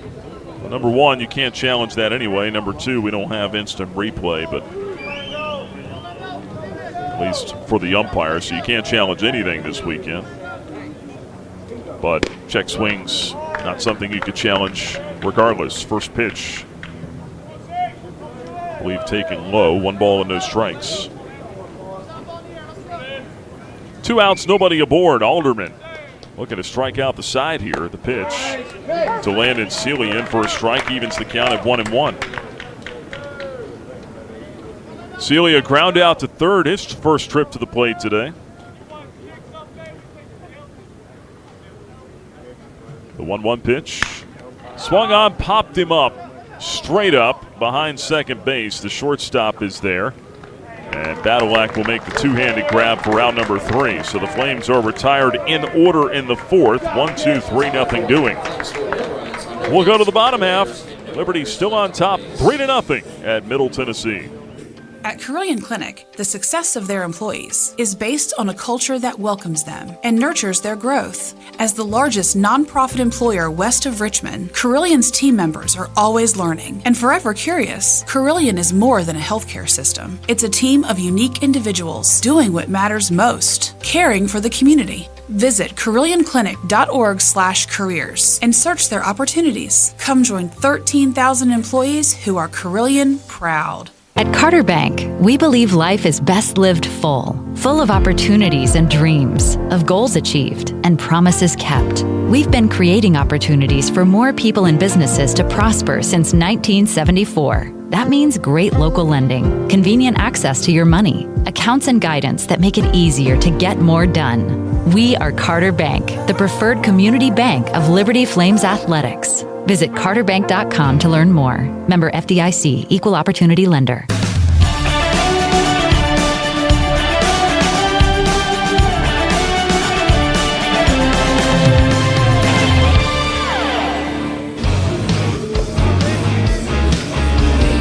Liberty 3, Middle Tennessee nothing, moving to the bottom half of the fourth inning in Game 2 of this series. Game 3 tomorrow. We'll be with you a couple of hours earlier. That'll be a 2:05 Eastern, 1:05 local start. Final game of the regular season for both teams. Liberty will have Bradley Zayak on the mound. And we'll see for the Blue Raiders, likely to be Drew Horn, but unsure yet with his health situation if he'll go tomorrow or not. And also, got to think for Middle Tennessee tomorrow, do they have anything on the line? Can they finish any better? They know they're in the tournament. Can they do any better than where they're at in the standings? First pitch to Nathan Brewer downstairs from Swink. 1 ball and no strikes. You might have to make a decision if you're Jerry Myers to save some bullets, so to speak, for the conference tournament and try to line your pitching up. 1-0 pitch to Brewer. Swung on, skied to left. Barone started back, now racing in on a dead sprint. Head first dive, and he made the catch. Barone with some kind of a recovery right there after getting a bad read initially. He comes racing in to save his own bacon. 1 out in the fourth. And in this park, first of all, I'll say he's playing kind of deep, and I don't really blame him for the initial step being back because the way the ball travels here, but he got fooled on that one. Able to recover and put it away, though. Here's Lane Akers. And the first pitch up and in, 1 ball, no strikes.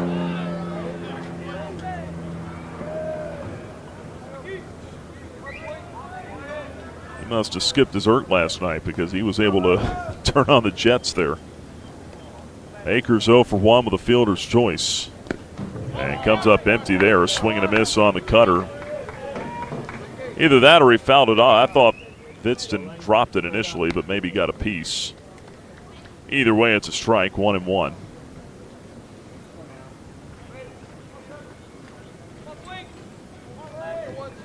Now, part of me thinks just being here and then being at New Mexico State, I wonder if the ball maybe flies a little bit more here now. 1-1 pitch. That ball is socked to center field. Campos racing in, and a brilliant sliding grab by the center fielder.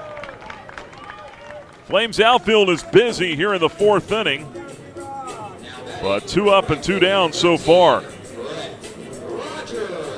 Campos so good out there in center field, has been all year. 2 away now for Brett Rogers, with the Flames on top 3-0.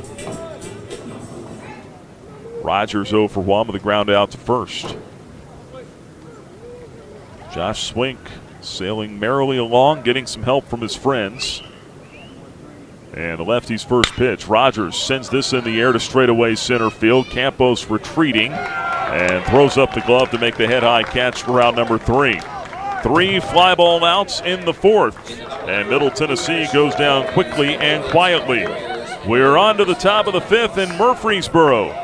Flames on top, 3-0 from Van Wagner. This is the Liberty Flames Sports Network, presented by Abish Financial Services. Hi, it's Jonathan Cotton, and people often ask me, what is the Good Feet store? I respond, we are an arch support store. When you come in, our staff is going to welcome you and listen to your needs. We want to learn about you, your lifestyle, your work, and the types of shoes you enjoy wearing. Then after measuring your feet, we are going to fit you from a selection of over 300 styles and sizes of arch supports. Come into the Good Feet store for your free fitting and test walk. Visit goodfeet.com for the location nearest you. We look forward to seeing you soon at the Good Feet store.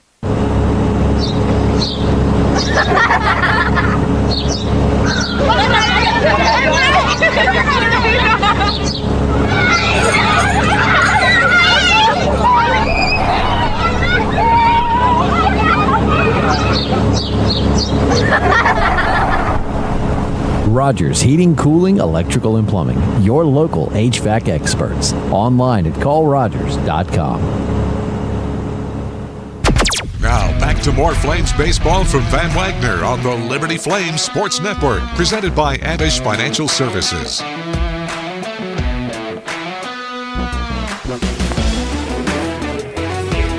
Flames 3, Blue Raiders nothing as we go to the top half of the fifth inning. Reminder, Flames 2026 season football tickets are now on sale. 6 home games. Home opener set for September 12th. Get yours at lufootball.com. Lower third of the order due up for the Flames in the top of the fifth, starting with Ryan Drum. He went yard his last time up. A no-doubt 2-run homer to left back in the second inning. Drum stands in for the right-hand side. Vidston and Campos to follow. Here against the lefty Alderman, working on into the fifth. First pitch off the plate outside. Just missed with a breaking ball, 1-0. Ryan Drum out of Madison, Wisconsin. First season with the Flames, transferred in from Butler. Takes low and in. 2-0 the count. He's a top 16 player in the state coming out of high school. He also ran track and is the school record holder in high school, his high school, for the 55-meter dash. 2-0 pitch. That ball is crushed. High and deep to left. Did he get enough? He sure did. It's a 2-homer game for Ryan Drum.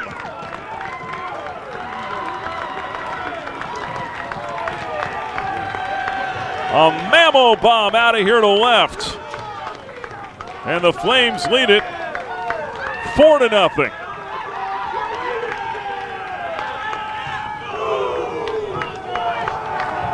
And another jolt sent through that Liberty dugout.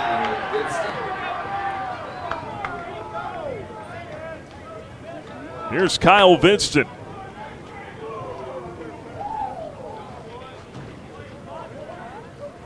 First pitch inside, ball 1. Ryan Drum might be taking hold of that DH spot again. I think he's probably earned another start tomorrow. 1-0 pitch, Vidston. Changeup swung on and missed. 1-1 the count. I mean, a couple no-doubters. That one, I wondered if it might get out there into the gap a little bit. Maybe bang off the wall. Pitch a strike, 1-2. But he cleared the 365 marker for his second of the day Here's the 1-2 pitch. Low and outside, 2-2.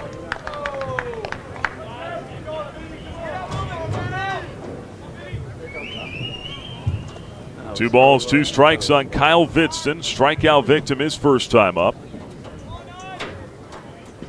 And the 2-2 pitch popped up foul, backing out of play. Still 2-2.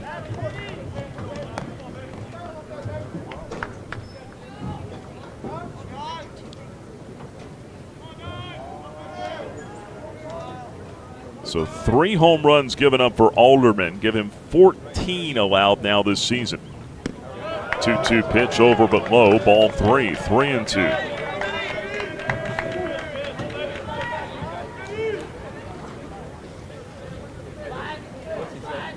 Nobody on, nobody out, 1 in the top of the 5th. Here comes the 3-2 pitch from Alderman. And Vidston takes it outside. That's ball 4.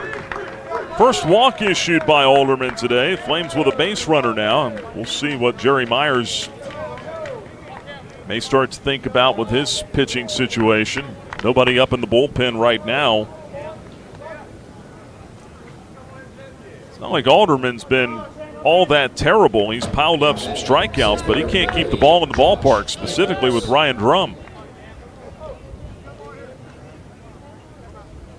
There's Josh Campos, and now Jerry Myers is out of the dugout, speaking of which, on his way to the mound. I didn't see anybody throwing down there, but some folks are starting to move around down that way in their bullpen.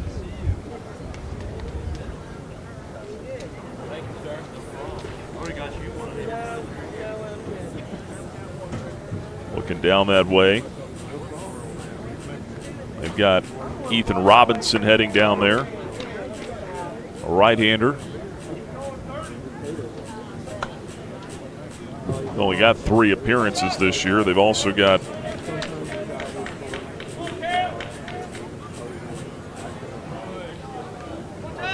not sure who the other guy was.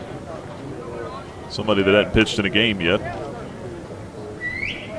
Catcher headed down there as well, so I think they're going to start getting going here in the next couple minutes. Flames with a 4-0 lead, a runner at first, and the pitch to Josh Campos misses outside. 1 ball and no strikes. Campos went deep his last time up. 4-0. Flames on top. Infield at double play depth. 1-0 pitch. Campos, a rocket into left and a base hit. Vidston stops at second. And here come the Flames, trying to put together a big inning in the 5th. Go back to the top of the order now with Tanner Marsh. Some loud contact off of Alderman now. He's given up 5 hits. Again, 3 of them have left the yard. Top of the order for Marsh.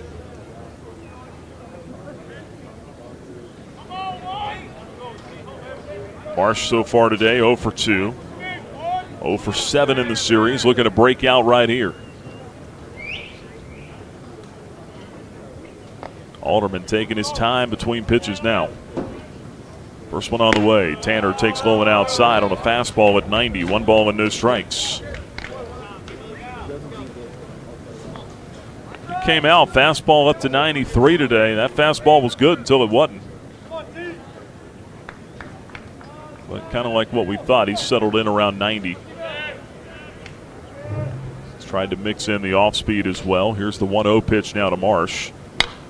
Swung on, popped up foul, back out of play. That'll reach the seats. Right between the locals back there. 1 ball and 1 strike to count.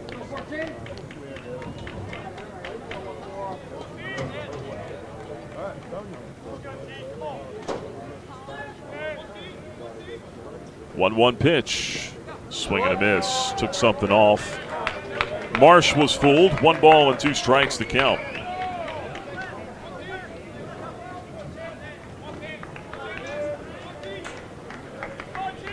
Wind blowing out to straightaway center field. Runners edging away for the Flames at first and second. Nobody out. The 1-2 pitch to Marsh. Swung on, skied to center. That'll send Nowak retreating backward.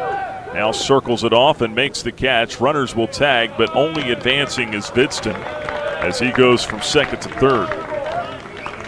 Fly out to center for Tanner Marsh, and that's the first out of the inning. They're on the corners now for Riley DiCandido. Now batting, first baseman number 35, Riley DiCandido. DiCandido 0 for 2 today, 1 for 7 in the series so far.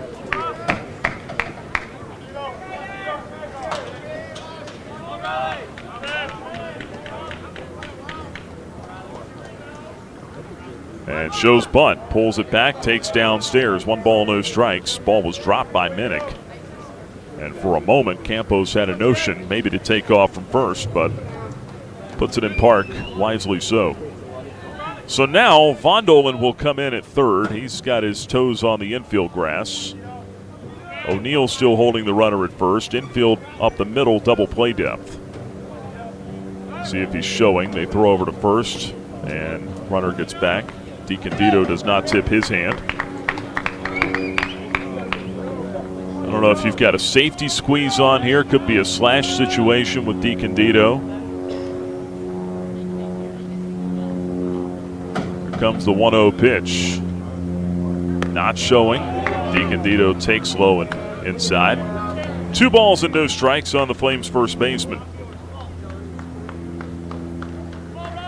Liberty with a 4-0 lead in the top of the 5th, looking put up a crooked number here. Alderman out of the stretch. 2-0 pitch. Swinging a pop-up foul off to the left out of play, 2-1. Not surprised they let him swing away there on a 2-0 count. Wonder if he might be showing bunt here. Vidston not the fleetest of foot at third base, though. See what happens. The 2-1 pitch. He squares around, pulled the bat back, I think, in time. They appeal it. He did. And the count goes to 3 balls and a strike. Jerry Myers steps out of the dugout. Didn't care for that call.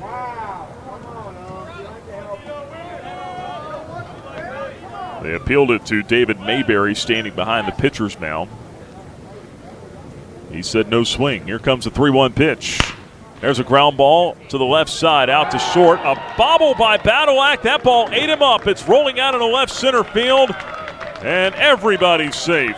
Vidston scores. Campos goes first to third, and the Flames pick up an easy run there. It's now 5-0.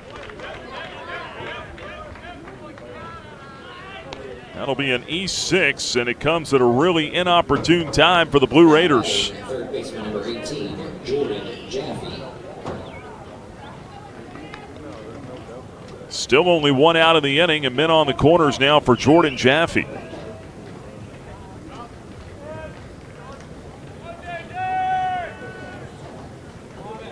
E6, still an RBI for DiCandido. You don't assume the double play there, even though that was a tailor-made double play ball.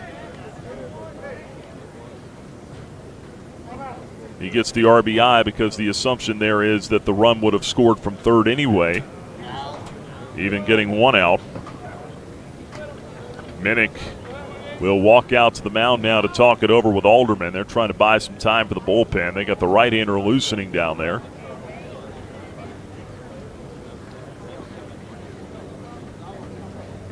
First and third, 1 out, and Jordan Jaffe the batter. This inning started with a home run from the bat of Ryan Drum. That made it 4-0. Then a walk to Kyle Vidston, followed by a single from Campos. Put him at first and second. Now Jerry Myers is on his way out to take the baseball. And a big error leading to another run. So 2 have scored so far in the inning. They're on the corners with only 1 out, and a Haley's Appliance call to the bullpen for Middle Tennessee. Flames lead at 5-0. We'll step out and have the pitching change in a moment. Hey, you look like you could use a nap. No, not a nap, an app. The Liberty Flames mobile app. It's your lifeline to Flames athletics. Get the latest news and your favorite teams, upcoming schedules. You can buy and download tickets to the next games and listen to podcasts and hear our online Liberty Flames Sports Network audio broadcast. It's all on your new app, the Liberty Flames mobile app. And of course, it's free from the App Store or Google Play. Get it. At this time, the app will no longer make you a sandwich. Flames Nation, this is Liberty Baseball head coach Bradley LaCroix. My family and I are proud Flames Club members and invite you to join in Training Champions for Christ on and off the field. Whether you're at the game or cheering from home, your support is valuable and directly impacts our student athletes. Memberships start at just $75 and comes with great benefits like access to premium seating, hospitality, and parking privileges. Join today. Visit libertyflamesclub.org.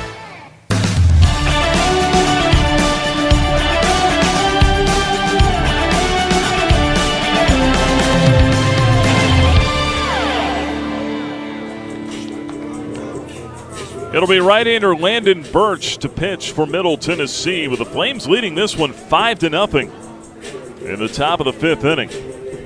One man out, runners at first and third as Birch comes on, making his 22nd appearance, 4-4 with a 4.89 ERA. Does have a couple of saves. 31 strikeouts to 15 walks in 35 innings pitched, so he has been one of their better relievers. Opponents hitting .263 off him, and he's given up 3 homers. 11 extra base hits allowed in 35 innings. Birch on for his first appearance of the series, and he will face Jordan Jaffe. Flames not a big home run hitting team, but they had success with the long ball today. 47 home runs for Liberty now on the season. They came into the weekend 9th in Conference USA in that department. Birch on the mound, 6'4", 200 pounds, out of Corning, New York. And he is ready to go here against Jaffe. Jaffe 0 for 2 with a strikeout. First pitch is in for a strike. 86 miles an hour, 0-1 the count on Jaffe.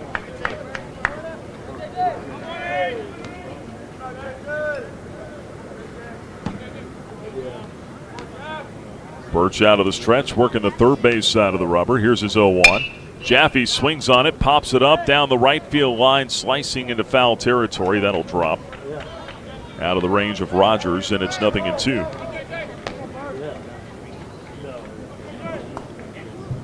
Birch last worked at FIU last weekend, gave up 2 earned runs on a hit, including a home run.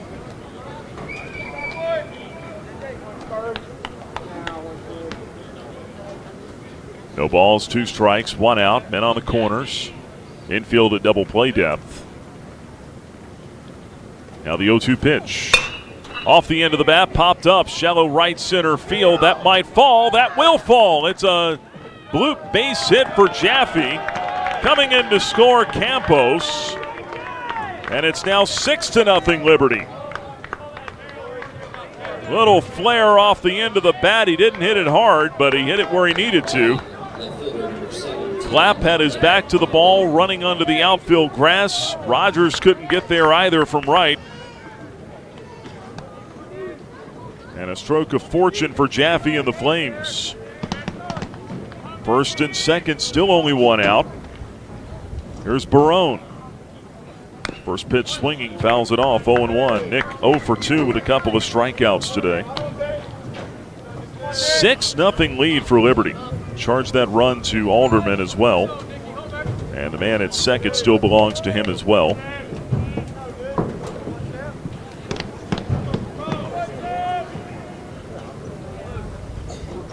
Next pitch taken high. Fastball at 87 up out of the zone. 1 ball and 1 strike on Barone. Flames just trying to crack this thing wide open here in the 5th. A 6-run lead after scoring only 1 run last night. The 1-1. Taken too high. something off speed. 2-1 on Nick Barone. Again, the Flames, during this 6-game spell that they've been in, well, they've dropped 5 of 6. They're only averaging about 4 runs a game, so this has been a nice change of pace. 2-1. Up and in. 3 balls and a strike on Barone. Birch missing with a fastball.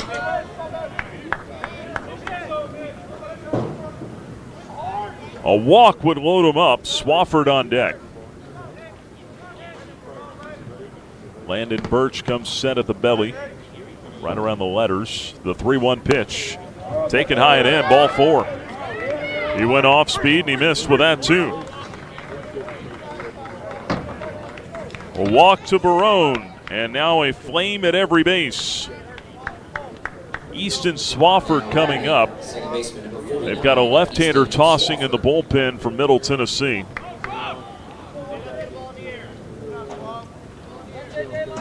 Swafford 1 for 2 with a single. Looking to try to lift something to the outfield here. First pitch way outside. Off speed off the plate. 1 ball, no strikes. Birch having a tough time finding the strike zone right now.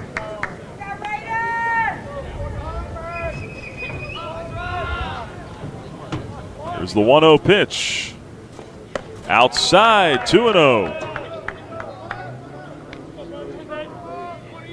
Since that pop-up single for Jaffe,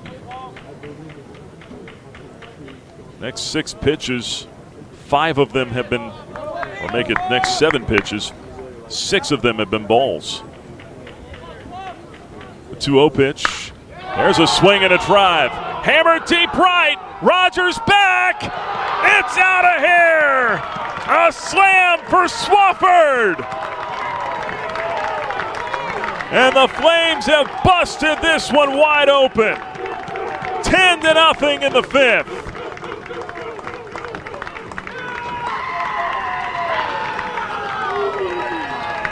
Just Easton Swafford's 2nd home run of the season. But man, it comes at a huge time.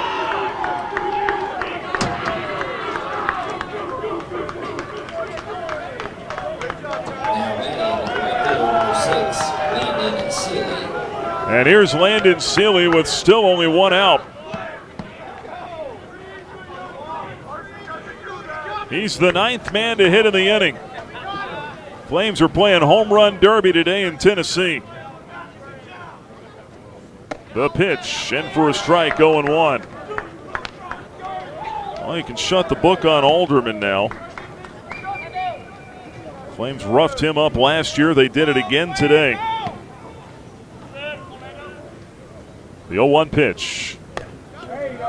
Caught the outside corner with a breaking ball for a strike, 0-2 on Seeley. 4 home runs in this game now, and that was the exclamation point. Here's the 0-2 pitch.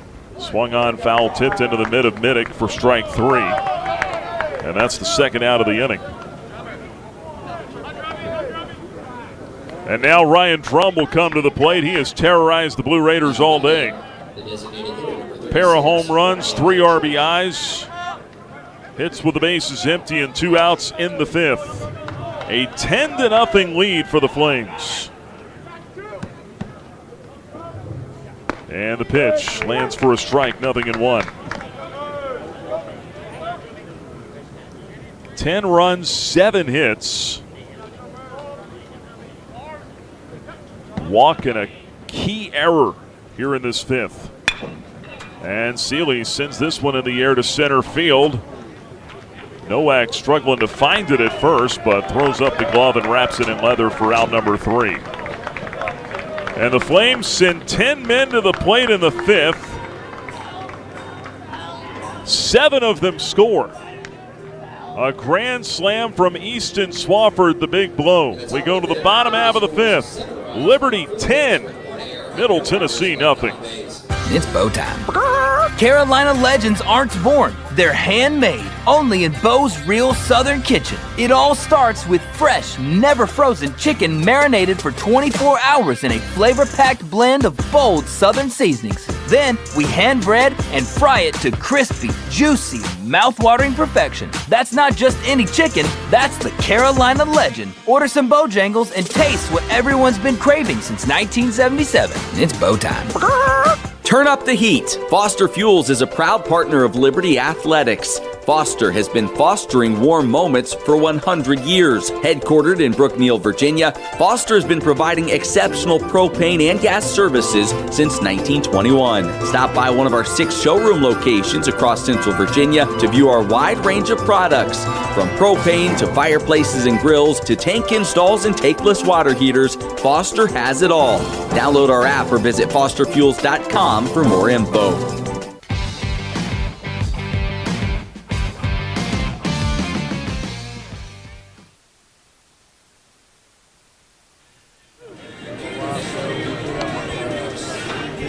Well, the Flames are having fun now. We go to the bottom half of the 5th inning. It is Liberty on top at Middle Tennessee, 10-0. 4 home runs today for the Flames, including a grand slam for Easton Swafford, a pair of homers for Ryan Fromm, another solo shot for Josh Campos. And Liberty is all over Middle Tennessee today. They look to even this series up at a game apiece. Hopefully get some help tonight from Kennesaw State. If they can beat Missouri State and this score holds, the Flames would take over sole possession of second place again in the conference. Dean O'Neill leads off, facing Josh Swink, who's got a huge cushion to work with now. Right-handed batter, the pitch from the lefty is swung on and popped foul back out of play, 0-1.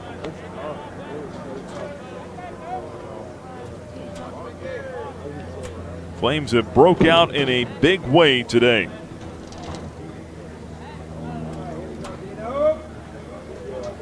No balls and a strike on O'Neill. Pitch from Swink. Caught the outside corner with a cutter for a strike, and it's 0-2.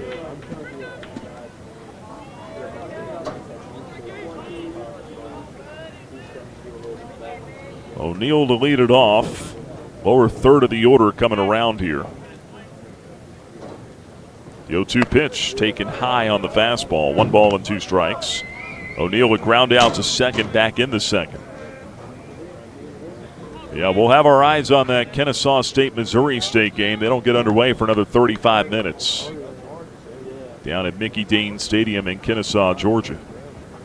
1-2 pitch. Swing and a miss, strike 3. Nasty slider takes out O'Neill. Second strikeout for Swink today, and there's 1 gone in the 5th inning. And Brett Von Dolen will be the batter. Of course, we'll spend a lot of time at Mickey Dean Stadium next week. Conference USA Championship tournament begins Wednesday, hosted by Kennesaw State.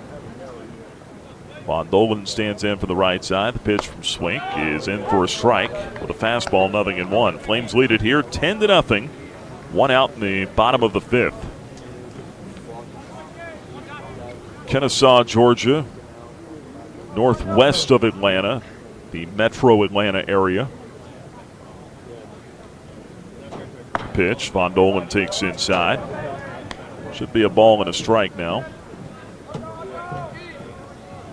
Got it at 1-0 on the board, but it is 1-1. 1 out, the base is clear. Swink fires the next pitch, swung on, and that one's whacked into left field, a base hit. 1 out single for Von Dolen, and now the ball, I think, misplayed out there in left by Barone, and Von Dolen's going to take second.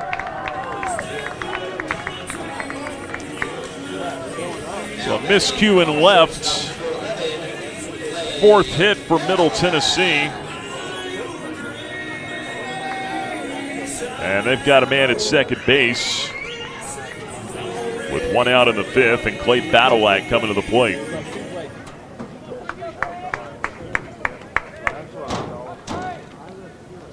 Badalak go for 1, flied out to left. his first time up. Single and an error on that play. And the first one brushes Badilak back. 1 ball and no strikes. They did a lot of work to Mickey Dean Stadium, though, going back to that, Kennesaw State. They put north of $12 million into that facility. Capable of hosting a conference tournament now. The 1-0 misses outside with a cutter. 2 balls and no strikes on Badilak.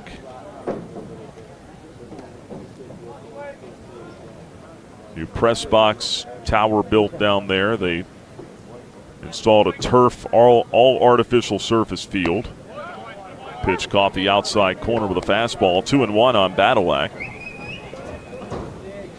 And the playing surface was just as much needed as anything, because if you remember through the years, if you'd ever been down to Kennesaw State, they had that natural surface, but they were in desperate need of laser grading that thing. Here's a bouncing ball out to second. 2-hopper. Swafford stays back. Sends it over to first from the cut of the outfield grass, and there's out number 2. Von Dolan goes to third base on the ground out. Now they don't have to worry about any of that. They've just got the artificial surface, and they get a good bit of rain down there as well in the spring, so storms and things, it just makes more sense.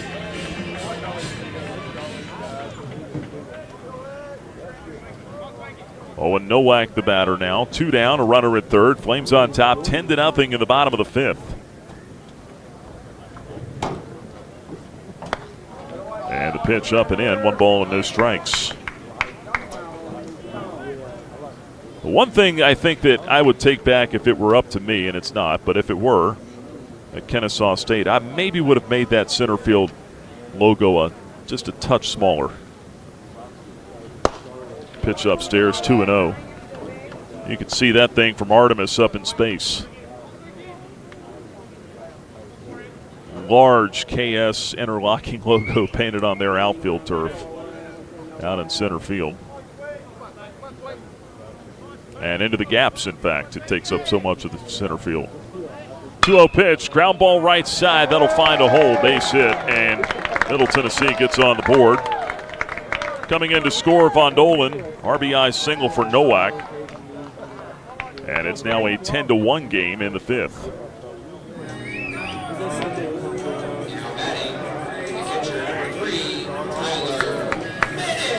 That'll bring up Tyler Minnick.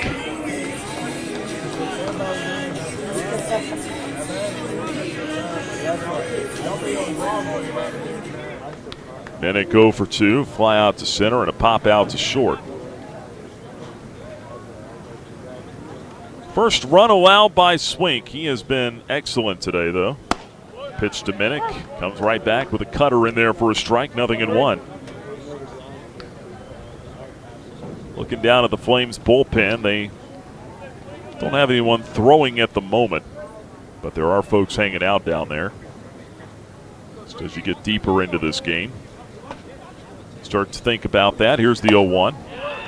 Caught the inside corner for a strike. 0-2. If the Flames can position themselves, I think in the top 3, they would not have to play again. After tomorrow, they would not have to play again until Thursday. So they would have plenty of time to rest their arms and get everything lined up the way they want it. 0-2 pitch, pop foul out of play to the right, still 0-2. Talk more about the conference format coming up in the next half inning when we have more time. 2 out here, a runner at first, a 10-1 lead for Liberty.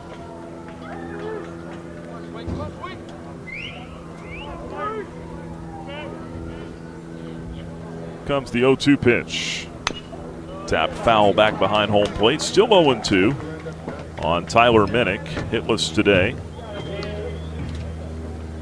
And 2 for 7 in the series. That sun has the entire field covered now, just about, with the exception of a portion of left field. Minnick swings and slices one in the air out to right. Seeley retreating, throws up the glove, wraps it in leather, and that's out number 3. And that'll be it for Middle Tennessee in the 5th. The Blue Raiders get 1 back. 2 hits in the inning, 1 error. And 1 man left. And with that, we're on to the 6th inning in Murfreesboro, Tennessee. Liberty enjoys a big 10-1 lead over Middle Tennessee. From Van Wagner, this is the Liberty Flame Sports Network presented by Abish Financial Services. Frank Good Builders is a proud supporter of the Liberty Flames. Frank Good Builders and its partners design and build beautiful custom homes in the Lynchburg and the surrounding areas. From designing a plan to picking out fixtures, Frank Good Builders works with you to design and build your truly custom dream home.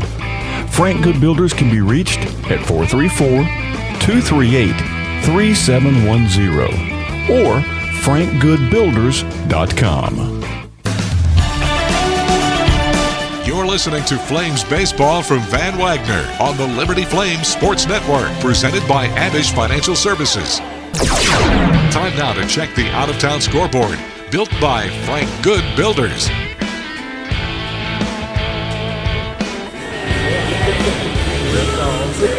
It's a 10-1 lead for Liberty, headed to the top of the 6th inning. Elsewhere around Conference USA, one other game underway. Top of the 3rd inning, Western Kentucky has a 2-0 lead at Delaware. Everything else getting started a little bit later.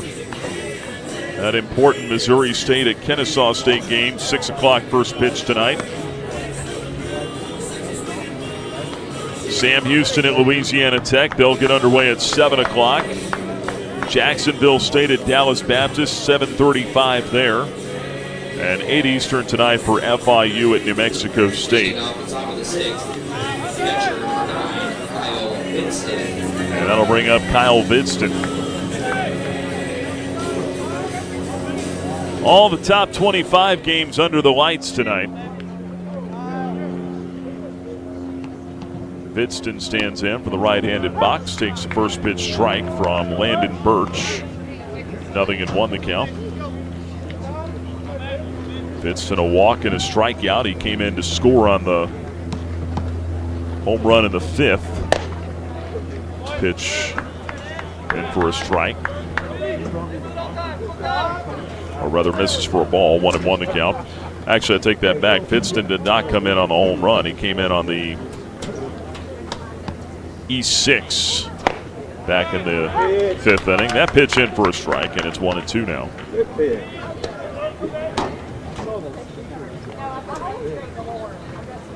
1 ball, 2 strikes. Into the windup and the pitch. Up and in with a fastball, 2-2. 8, 9, and 1 hitters due up for the Flames in the top of the 6th inning. Campos and Marsh will follow. Look in from Landon Birch into the wind, the 2-2.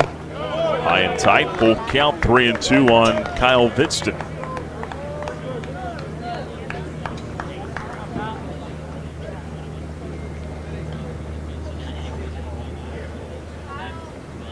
Payoff pitch is due. It's on the way.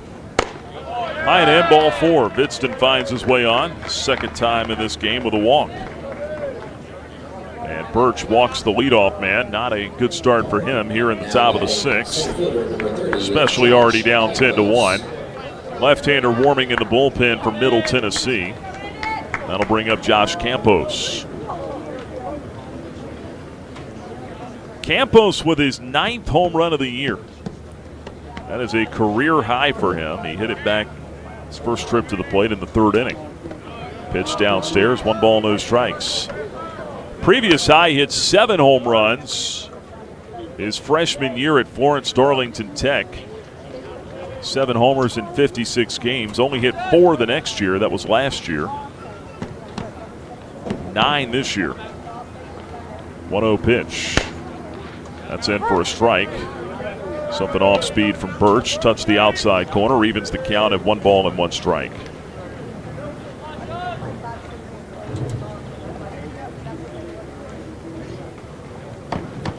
Birch turns, snap throw to first. Runner back in with a dive.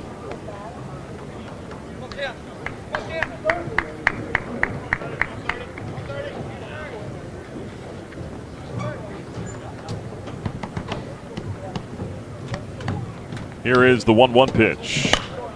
Line down the right field line. Foul headed for the Middle Tennessee bullpen out of play.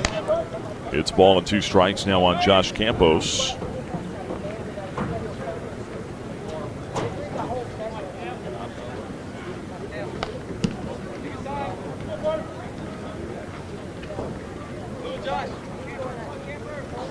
One and 2 the count. Vidston at first. Modest lead. Birch sets at the letters. Vidston's running. The pitch taken inside, I think. Throw down to second base. Gets through into center field. And a stolen base for Kyle Vidston. 2 and 2 the count on Campos meanwhile. Vidston did not have the appearance of someone that was about to steal a base over there. I mean, he had a moderate lead at best, I thought. But he gets in there. His 5th stolen base of the season. Pitch. Front door slider taken, strike 3. Campos down looking. He's out number 1 in the 6th. Now batting shortstop. 1 away now, back to the top of the order with Tanner Marsh. You might not think that run's that important in a 10-1 ball game, but when you think about where we are in the game here in the 6th inning, if you're the Flames, you'd like to build a 10-plus run lead. A chance of trying to get out of here after 7 innings instead of having to play all 9. Here's Marsh hitting from the right side. The pitch is up and in. 1 ball, no strikes. Tanner looking for his first hit of the series. 0 for 3 today, 0 for 8 on the weekend. Haven't said that about Tanner Marsh too much this year. 1-0 offering from Birch. Grounded foul past third. It's 1-1. If Tanner were to go hitless today, it'd be the first time all season he's gone 3 straight games without a hit. I don't think it's going to happen. He might square something up right here. 1 out, a runner at second. 1-1 pitch. Here it comes. Swing and a miss. Nasty breaking ball. Bottom fell out on that. 1-2. Tanner Marsh coming into the weekend 5th in the conference in hitting, leading the conference in total hits and runs scored, 2nd in stolen bases.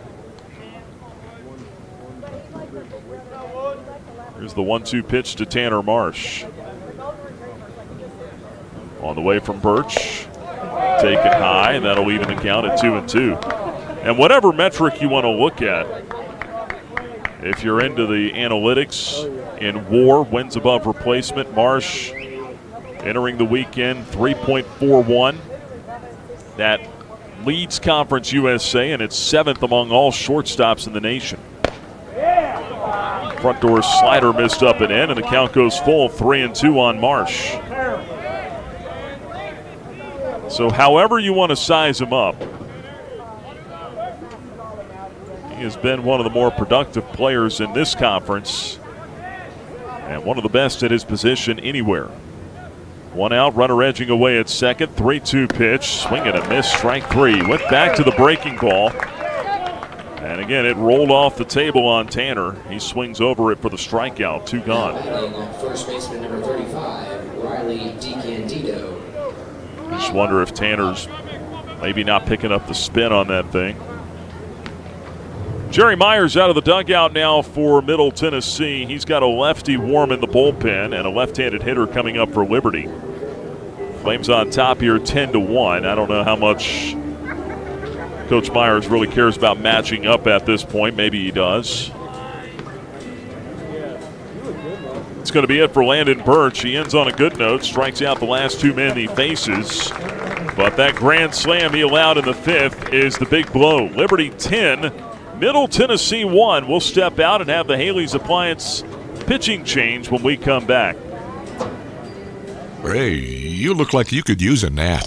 No, not a nap, an app. The Liberty Flames mobile app. It's your lifeline to Flames athletics. Get the latest news and your favorite teams, upcoming schedules. You can buy and download tickets to the next games and listen to podcasts and hear our online Liberty Flames Sports Network audio broadcast. It's all on your new app, the Liberty Flames mobile app. And of course, it's free from the App Store or Google Play. Get it. At this time, the app will no longer make you a sandwich. Flames Nation, this is Liberty Baseball head coach Bradley LaCroix. My family and I are proud Flames Club members and invite you to join in training champions for Christ on and off the field. Whether you're at the game or cheering from home, your support is valuable and directly impacts our student athletes. Memberships start at just $75 and comes with great benefits like access to premium seating, hospitality, and parking privileges. Join today. Visit libertyflamesclub.org.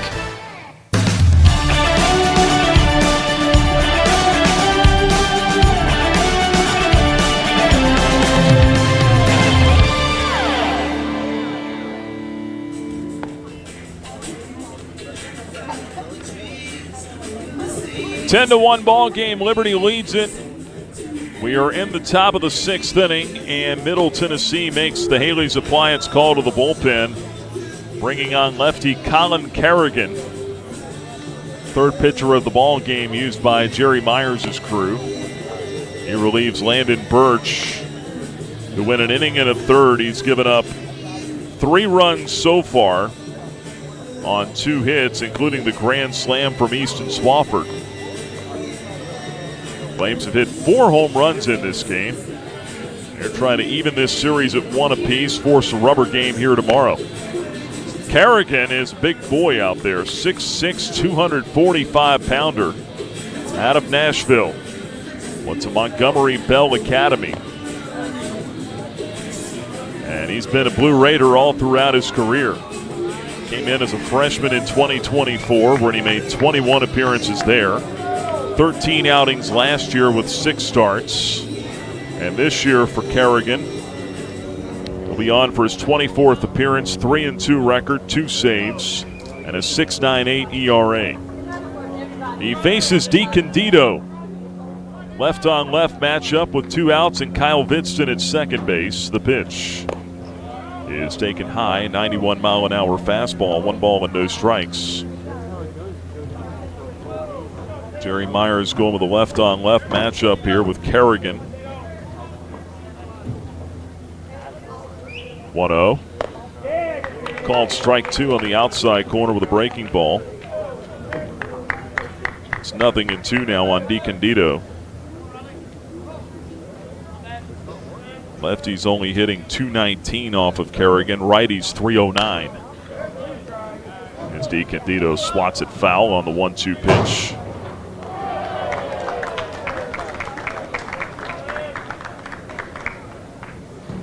Still a ball and 2 strikes on Riley DiCandido. Open stance, spread out in the left-handed box. Choking up on the bat. 1-2 pitch, little tapper. Off to the right. Kerrigan off the mound to get it. Underhand feed to first in time, and that'll end the inning. So the Flames get nothing across in the 6th. No hits in the inning, a walk and 1 left. We're on to the bottom half of the 6th inning, with the Flames on top 10-1 at Middle Tennessee. From Van Wagner, this is the Liberty Flames Sports Network presented by Abish Financial Services. Every great athlete knows the final minutes of the game are where champions are made. Whether it's the last inning, the 4th quarter, or overtime, every move counts. One smart play can seal the win, and one mistake could cost it all. The same can be said for retirement. I'm Abe Abish, founder of Abish Financial Services. Those last 5 to 10 years before you retire, that's your final stretch. At Abish Financial, we can help build a game plan for taxes, healthcare, and income for the years ahead. Call us for your customized retirement playbook, 571-406-4411. If you're over 59 and have $500,000 or more of investable assets, we can create your plan complimentary. 571-406-4411 or visit abishfinancial.com. Investment advisory services offered through Abish Financial Wealth Management, LLC, a registered investment advisor firm. Insurance services offered through Abish Financial Services, Inc., licensed in Virginia.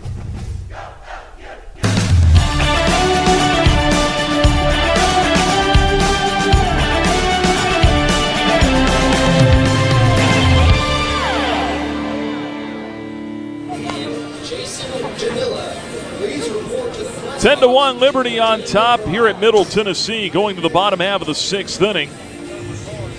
Josh Swink returns to the mound. He's given up 1 run over 5 innings so far, a couple of strikeouts, scattered 5 hits, no walks. He's been dynamite today. The left-hander out of Newton, North Carolina. And he's got to go through the 3, 4, and 5 hitters here in the 6th inning. Third time through the order for Swink. Starting with Cooper Clapp, 1 for 2 with a single back in the 1st inning. Left-left matchup.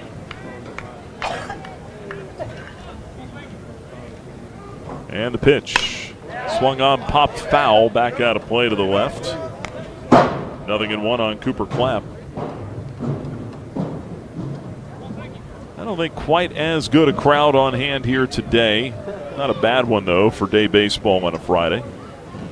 It's a young fan with a ball cap and a red shirt goes to retrieve that foul ball. 0-1 outside, 1 ball and 1 strike on Cooper Clapp. I would think they'd have a decent crowd tomorrow. It's their senior day here, Saturday afternoon, last home game.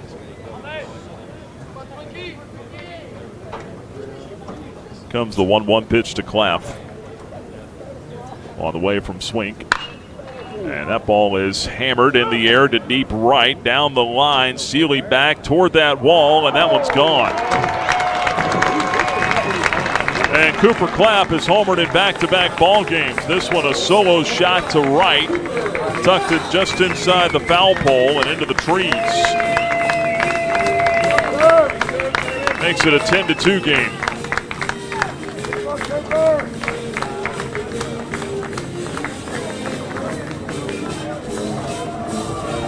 Just the 3rd home run that Swink has allowed all season.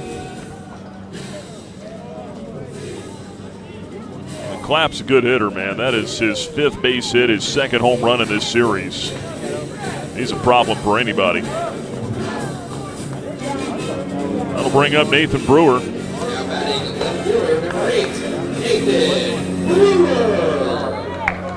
Brewer 1 out of 2 with a single back in the 1st inning.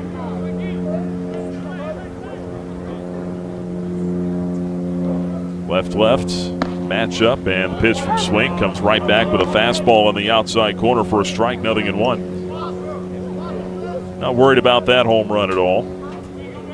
A 10-2 lead.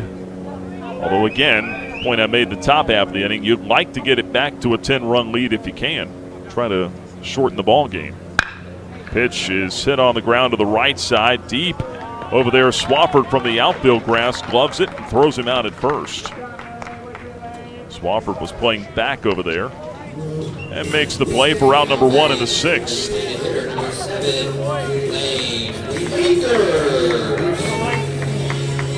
That'll bring up Lane Akers now, the designated hitter, facing Swink.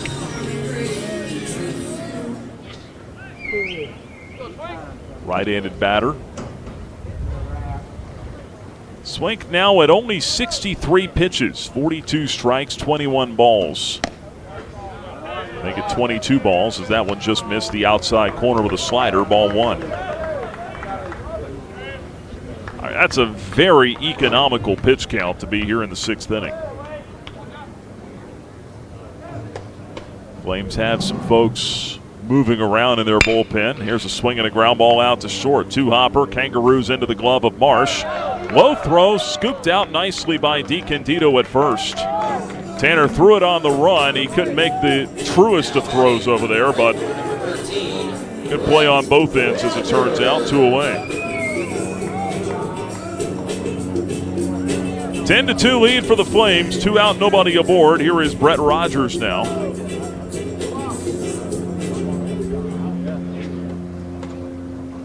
Left-handed hitter digs in. Facing Swink. First pitch misses low and in. 1 ball, no strikes. Josh Swink out of Fred T. Ford High School in North Carolina, where he also played football. He's a wide receiver and a defensive back. Two-time pitcher of the year for his high school. This is outside. 2 balls and no strikes. Grew up loving Clayton Kershaw. That's a good one to emulate. Future Hall of Famer.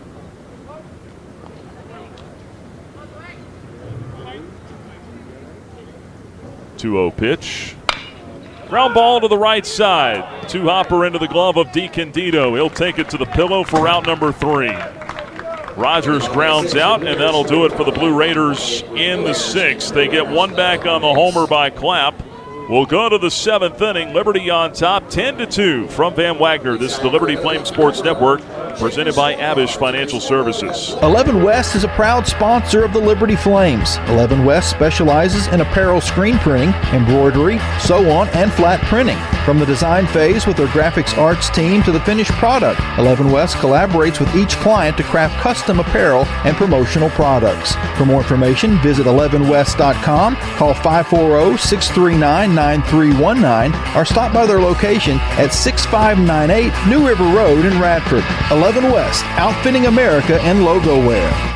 Lynchburg Nissan is at it again. Right now, save big with up to $7,300 off MSRP on select vehicles, or get 0% financing for 60 months on 4 of our most popular models. 0%, 60 months, 4 models. But hurry, this is a limited time offer you don't want to miss. Got a trade? Get up to 130% of fair KBB value. No matter the condition. Stop by, give us a call, or shop online at lynchburgnissan.com for the best selection and unbeatable deals. And remember, Lynchburg Nissan is the home of the 1,000,000-mile warranty. Nobody beats our prices. Nobody.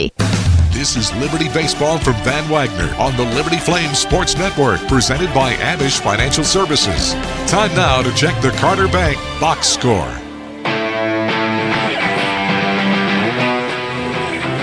It's a 10-2 lead for the Flames going to the top half of the 7th in Game 2 of this series.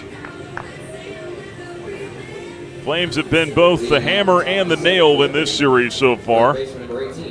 Today laying the hammer, 10 runs, 7 hits, an error, and 1 left for the Blue Raiders. 2 runs, 6 hits, an error, and 4 left. Josh Swink, 6 really good innings so far on the mound. The Flames have broke out the bats today, 4 home runs.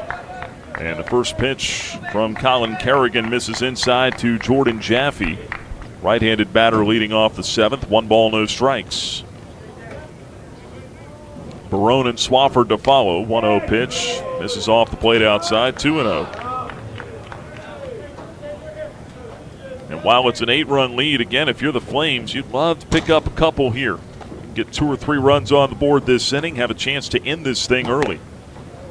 2-0 pitch outside. Ball 3. A walk would be a good start. 3-0 the count on Jordan Jaffe. They play him straight away defensively. Here comes the 3-0 pitch. And that one way outside to the backstop for ball 4. 4-pitch walk. Jaffe heads to first. And the leadoff man is on now for Nick Barone. Again, Barone in the cleanup spot today with no Jackson Sorensen for a second straight day. Sorensen still nursing the calf muscle that he tweaked here on Wednesday night during practice, running the bases. He's day-to-day. Pitch to Barone. Fastball in for a strike at 91 miles an hour, 0-1.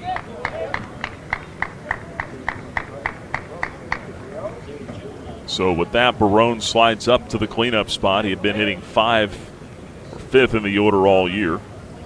Swafford moving up to the 5 spot. Toss to first, and easily back to the bag is Jaffe.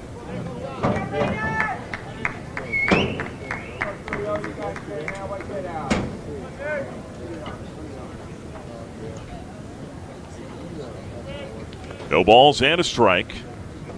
Kerrigan fires, and the pitch misses high.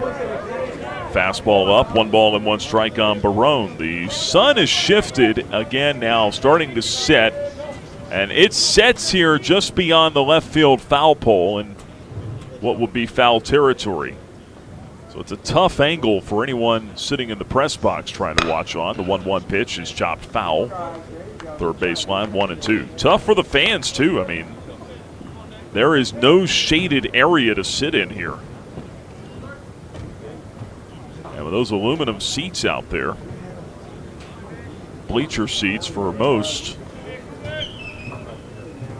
start getting some warm days out here. Barone swings on this one, puts a charge in it, out to deep center field, but playable for Nowak. Onto the warning track just in front of the fence. He hauls it in. Back to first goes Jaffe, and Barone just missed. Out number 1 in the 7th. Wind is blowing out to center field right now. He just didn't quite get enough of it.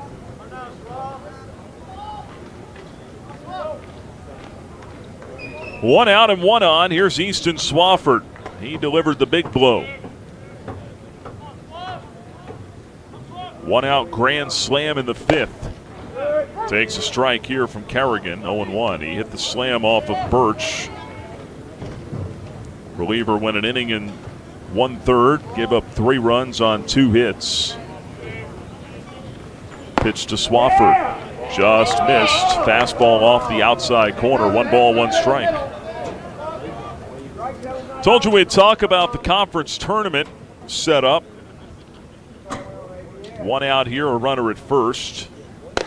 As the pitch misses up and in. 2-1 now on Easton Swafford. If you are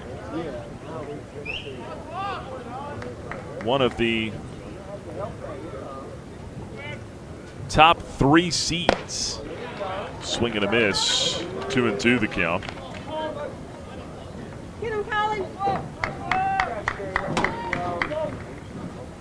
You play first on Thursday.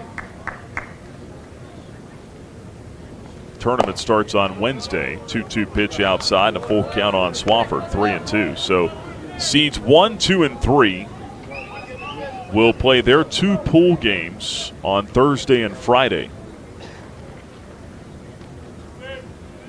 3-2 pitch. Swafford takes it inside. Ball 4. Second walk of the inning for Kerrigan. And that'll put him at first and second with 1 out. Flames leading at 10-2, looking to add on here in the top of the 7th. Batter now is Landon Seeley. So there is, I guess, a little bit of an advantage there in that you don't have to play as early as everyone else. You get the extra day of rest. Seeley hits one on the ground, 1 hopper to third, to second for 1, on to first, double play. Vondol into Clapp to O'Neill, 5-4-3 double play, and the inning is over. Flames get a couple of base runners with a pair of walks, but nothing across in the 7th. It's time to stretch now. 7th inning stretch powered by Segra, offering customized business technology solutions. Learn more at Segra.com. Going to the bottom half of the 7th. Liberty leading this one 10-2. Flames Nation, this is Liberty Baseball head coach Bradley LaCroix. My family and I are proud Flames Club members and invite you to join in training champions for Christ on and off the field. Whether you're at the game or cheering from home, your support is valuable and directly impacts our student athletes. Memberships start at just $75 and comes with great benefits like access to premium seating, hospitality, and parking privileges. Join today. Visit libertyflamesclub.org. The Liberty Flames thank Segra for their support. Segra collaborates with companies to offer business-only, carrier-grade connectivity, cybersecurity, voice and cloud solutions tailored to meet their diverse needs. Segra offers these solutions across a fiber network that spans 28 states in the U.S. and is headquartered in Charlotte, North Carolina. They can be reached at Segra.com or 833-GO-SEGRA. Segra, a proud partner of the Liberty Flames Sports Network from Van Wagner. Now, back to more Flames baseball from Van Wagner on the Liberty Flames Sports Network, presented by Abish Financial Services. Liberty 10, Middle Tennessee 2, going to the bottom half of the 7th inning. In Game 2 of this 3-game series, Flames with a win today will even the series. Have a chance to take 2 of 3 with a win tomorrow. It is still Josh Swink on the mound for the Flames. And even on a warm day, he's got a big lead. He hasn't thrown that many pitches. Just 68 pitches through 6 innings of work so far. He's yielded 2 runs, 1 earned on 6 hits with no walks and 2 strikeouts. Hadn't hit anyone. The only extra base hit he's given up was the home run to Clapp, a solo shot. This has been a brilliant performance for the Flames left-hander, and you could make a case probably his best performance all season. Told you he had been pitching well up until the last outing where he gave up 4 earned runs to Louisiana Tech out of the bullpen. The fewest runs he's given up in a start this season. Well, I guess none if you look back at the 3 inning start at NC State. This has been his longest outing, though. And it's tough to say the fewest runs he's given up, but when you look at the fact that he's thrown 6 innings and just 2 runs today, 1 earned, I think you've got to say this is his best start or his best appearance of the year. Dean O'Neill takes the first pitch strike from Swink. It's 0-1.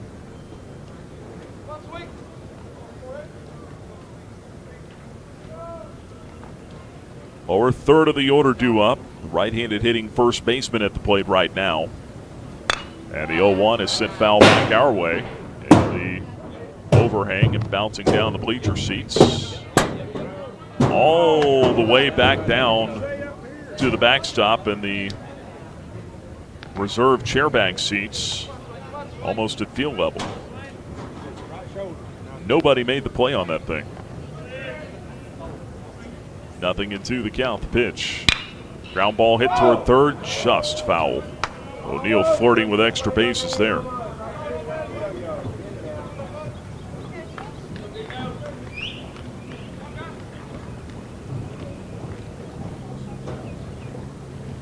No balls and 2 strikes. O'Neill 0 for 2 with a strikeout today. And the pitch from Swink. Up and in, 1-2. They checked the swing at first. Didn't go. 1 ball, 2 strikes. Flames got 2 in the second on a 2-run home run by Ryan Drum. They got 1 in the third on a home run by Josh Campos. And then they got 7 in the 5th inning.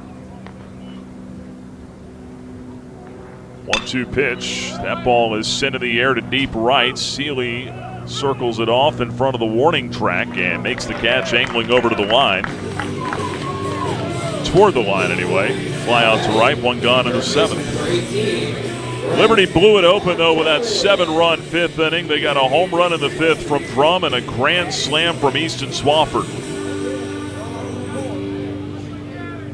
And lead it 10-2 with 1 out in the bottom half of the 7th. Brett Von Dolen will be the batter. He has singled and scored today. Right-handed hitter, the pitch. Stays off the plate outside. 1 ball and no strikes. Swink missing with a fastball. I think Bradley LaCroix is showing that he is content to let Swink ride this thing out here today. They will stay with him as long as possible. Here's the 1-0 pitch. And for a strike with a good slider, 1-1. But the thing you do start to wonder is, do you think about using Josh Swink as a starter in the conference tournament next week? And at what point are you going to do that? 1-1 pitch inside, 2-1.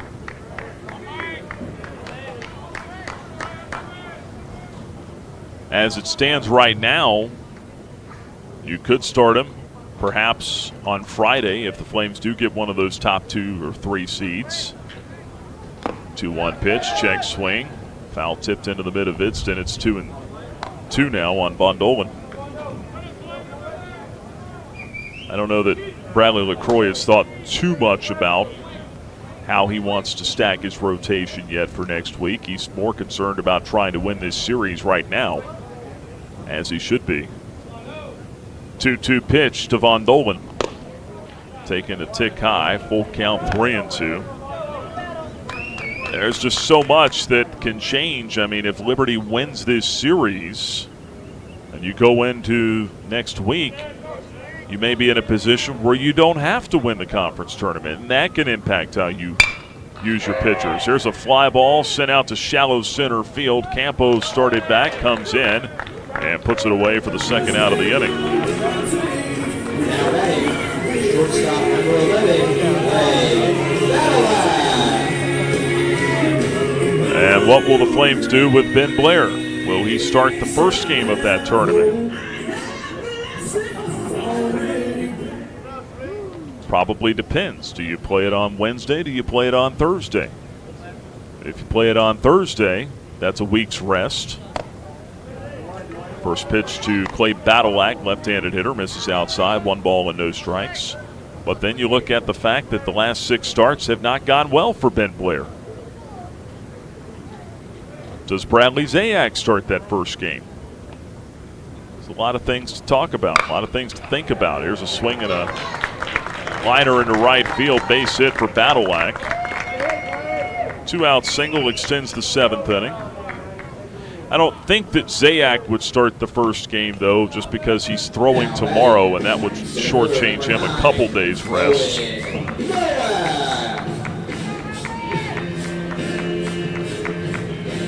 I mean, you could be in a situation maybe where Blair would start if you play on Thursday. Blair starts Thursday, Swink starts Friday. And if you get to Saturday, it's Zayak, and then all 3 of them are on a week's rest.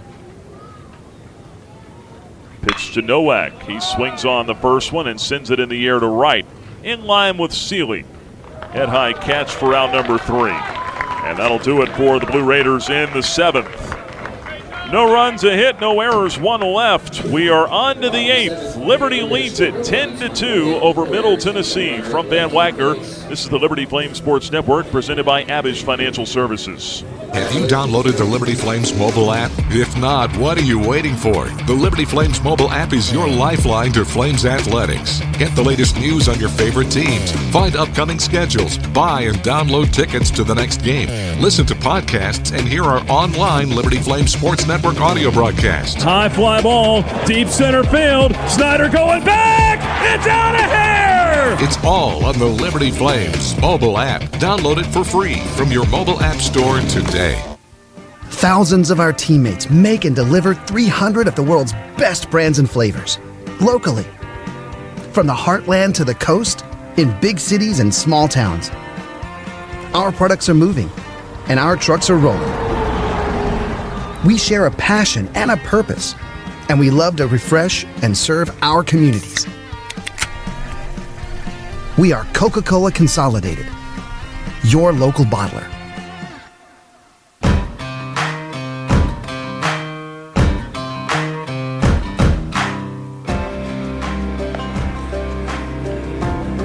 Ten to 2 lead for Liberty going to the top of the 8th inning. Can the Flames add on some runs here? That's the question. If they can grab a couple here, 2 or 3 runs, then of course you have a chance to try to maybe end this thing early. You've said it a couple of times. You get a 10-run lead going into the bottom half of the 8th. You wouldn't have to play a 9th inning. Ryan Drum, the batter. Pair of homers today. He takes the first pitch from Kerrigan for a strike, 0-1. Big breakout game for Ryan Drum. 2-run homer in the 2nd, solo shot in the 5th. And the pitch is over but low. 1 ball and 1 strike on Drum. Love to see it for Drum. 6 home runs at Butler last year. He hit 300. 1-1 pitch, swung on, little roller foul back to the backstop. 1 ball and 2 strikes now on Drum. Will be followed by Vidston and Campos. How about the production from the bottom, or at least the lower half of the order today from the Flames? 1-2 pitch. Outside. 2-2 on Ryan Drum. Should be carrying himself with a little more confidence now up there at the plate.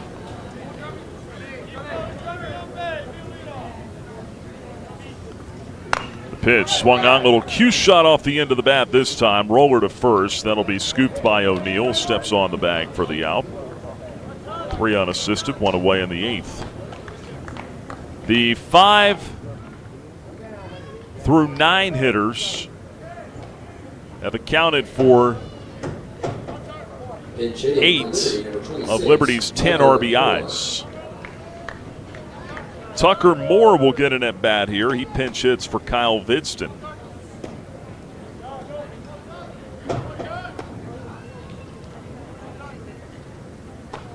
Right-handed hitter on to face Kerrigan. 1 out, nobody on. Flames lead at 10-2 in the 8th. And the pitch is in for a strike, 0-1. Kyle off his feet for the rest of the day. And also get an at-bat for Tucker Moore. 0-1, swing and a miss. Off-speed pitch at him out in front. It's 0-2 on Tucker Moore. Moore last night had 1 plate appearance, drew a walk.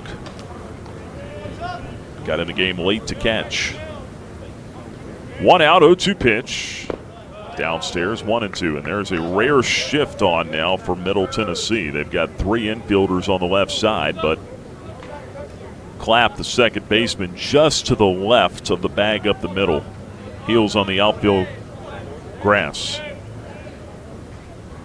1-2 pitch. Just missed inside with a cut fastball. 2-2 now on Tucker Moore. Moore, second year with the Flames. Hitting .205 with 3 home runs. The pitch outside. And a full count. 3-2 now on Tucker Moore. 1 out, base is clear in the top of the 8th.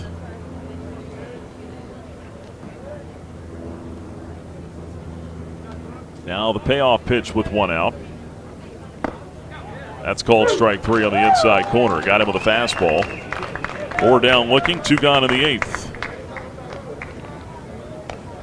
And it's up to Josh Campos if the Flames are to do any more damage. Or do any damage in this inning.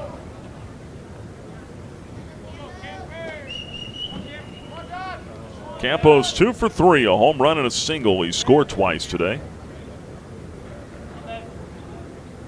The pitch. Beat into the ground, foul, 0-1. Flames have 7 hits in this game. 4 of them have gone over the wall. They've got 10 runs on the board. Taking advantage of some free passes. 4 walks in the game for Middle Tennessee pitching. 2 have scored. Swing and a miss. It's 0-2. Big error back in that 5th inning.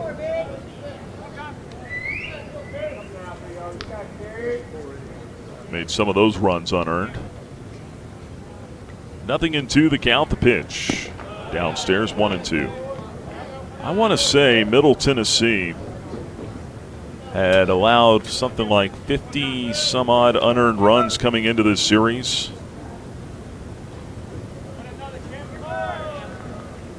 Comes the 1-2 pitch to Campos. Swinging a foul back, still 1-2.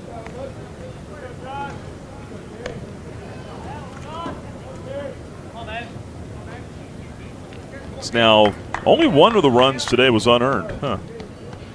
That's now 57 unearned runs that Middle Tennessee has allowed. Campos with another swing and foul ball back. Still 1-2. I mean, you think about it, this is the 54th game they've played. That's more than 1 unearned run a game.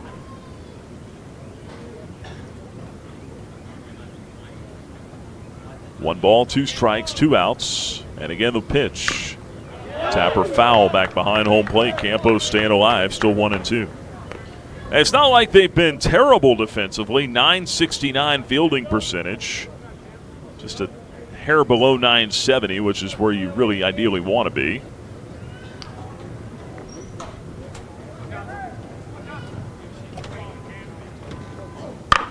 And the next one on 1-2, sent on the ground, a roller out to short. Badalak will toss it across to first, and the Flames are retired in order in the 8th. 1-2, 3-0 doing. We'll go to the bottom half of the 8th inning.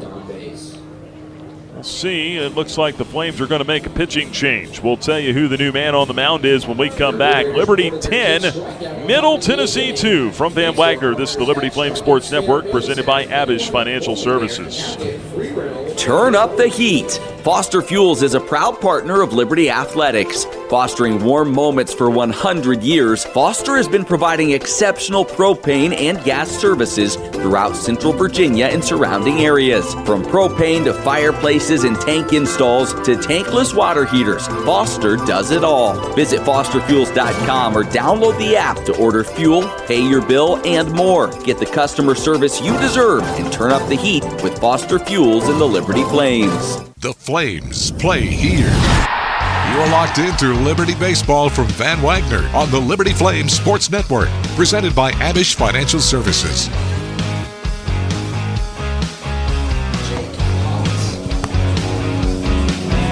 Liberty leads it by the score of 10-2 as we go to the bottom half of the 8th inning. And some defensive changes, or one defensive change. The Flames will have a new catcher, Tucker Moore. And he's in harness with a new pitcher. It is right-hander Jake Potts. So a new battery for the Flames going to the bottom half of the 8th. Something cool they do that I actually like here at Middle Tennessee on their video board. Whenever a team makes a defensive change, they throw up a scorecard print of a diamond, and then they have the numbers up there in big bold letters to remind the fans of who's playing where defensively. It's kind of a cool feature. So Tucker Moore, who pinch hit for Kyle Vidston, will stay in the game to catch. Jake Potts is the new pitcher. He takes over for Josh Swink, who was masterful today.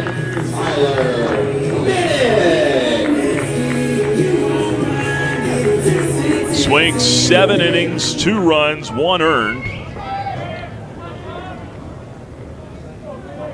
Scattered 7 hits. Allowed a solo home run.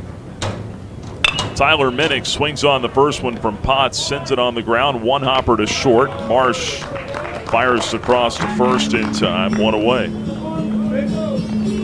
1 pitch and 1 out for Potts in the 8th.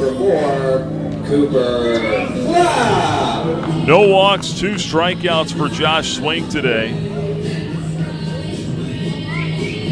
Got 11 flyouts, 8 groundouts, 82 pitches, 53 strikes, and just 29 balls. Tremendous work from Swink. Here is Cooper Clapp swinging on the first pitch. He'll pop it up out to third base. And Jordan Jaffe on the infield grass puts it away. How about that? 2 pitches, 2 outs for Potts in the 8th. Now batting, left fielder number 8. Better tell you something about Jake Potts. At this rate, we won't have much time to. Potts, 17 appearances, 3 starts on the year. 2-2 record, 1 save, 5.53 ERA.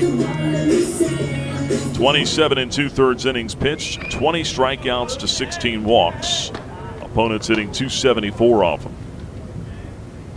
2 outs, base is clear. Nathan Brewer, left-handed hitter, takes a strike, and it's 0-1. Brewer 1 out of 3 today with a single. Flames on top 10-2. Hits are even at 7. Errors are even at 1. But where it counts, Liberty leads by 8 in the 8th. And the pitch, slider off the plate outside. 1 ball and 1 strike on Nathan Brewer.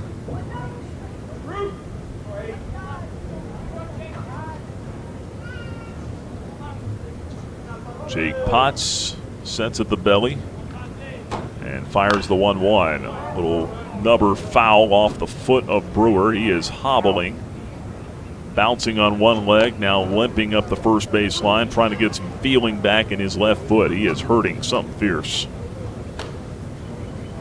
1 ball and 2 strikes. Jerry Myers, the head coach, will now come out of the dugout. Also the trainer, whose name they do not list on their roster.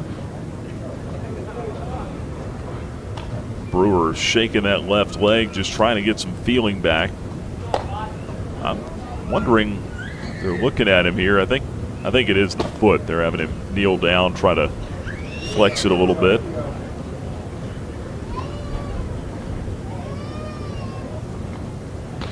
I've often heard it described, the best way to compare that to anything is like dropping a bowling ball on your foot.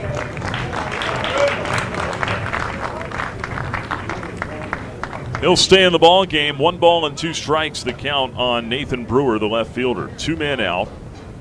Nobody aboard in the 8th. Potts working on a 1-2-3 inning.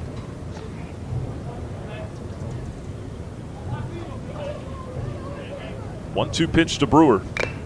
Swung on and fouled off, in and out of the glove of Vidston. Still 1-2. You might do just as well if you're Jerry Myers. I mean, you can let Brewer finish this at bat, but they may get him off his feet in the 9th in a 10-2 game.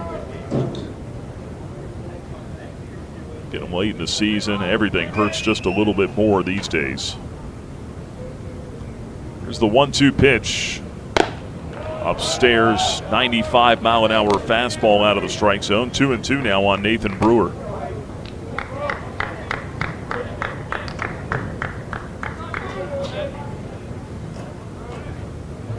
Two balls, 2 strikes, 2 men out. Potts with a pitch. Brewer skies it to straightaway center field. Josh Campos is there. He'll put it away. And that is out number 3. And that'll do it for the Blue Raiders in the 8th. Good inning of work for Jake Potts. 3 up and 3 down. We go to the 9th inning. Liberty 10, Middle Tennessee 2. From Van Wagner, this is the Liberty Flame Sports Network presented by Abish Financial Services. Every great athlete knows the final minutes of the game are where champions are made. Whether it's the last inning, the 4th quarter, or overtime, every move counts. One smart play can seal the win, and one mistake could cost it all. The same can be said for retirement. I'm Abe Abish, founder of Abish Financial Services. Those last 5 to 10 years before you retire, that's your final stretch. At Abish Financial, we can help build a game plan for taxes, healthcare, and income for the years ahead. Call us for your customized retirement playbook, 571-406-4411. If you're over 59 and have $500,000 or more of investable assets, we can create your plan complimentary. 571-406-4411 or visit abishfinancial.com. Investment advisory services offered through Abish Financial Wealth Management, LLC, a registered investment advisor firm. Insurance services offered through Abish Financial Services, Inc., licensed in Virginia.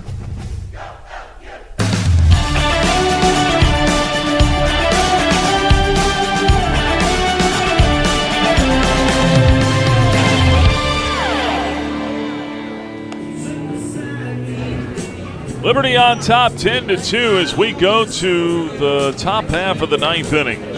Colin Kerrigan's day is done. And Haley's Appliance pitching change for the Blue Raiders. They'll bring on right-hander Cole Cates. Kerrigan with 2 1/3 scoreless innings, 2 walks and a strikeout for him. And now it's Cates out of the pen for Jerry Myers' club.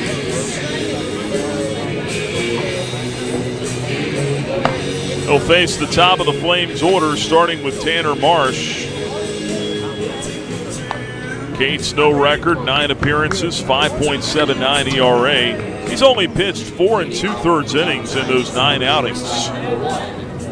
4 walks, 5 strikeouts. Kind of a weird line.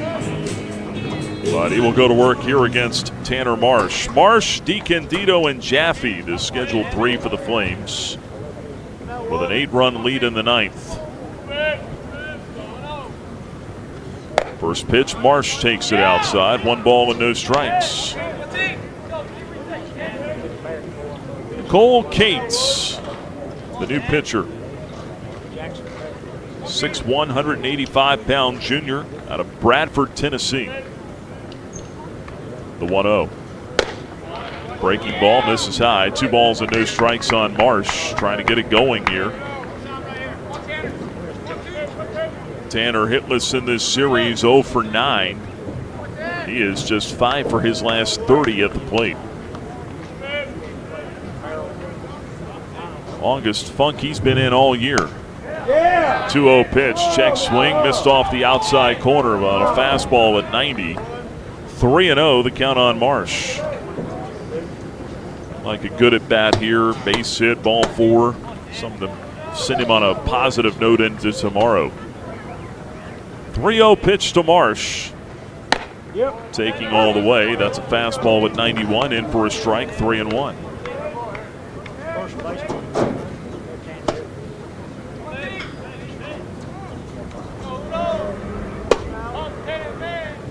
Marsh, white batting gloves, hitting from the right side. Waits on the 3-1 pitch. Here it is. Taking strike.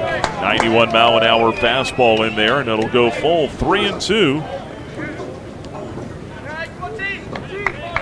Marsh backs out of the turf box, climbs back in. His white and red Nikes on. His feet waiting on the 3-2. Swing and a foul straight back.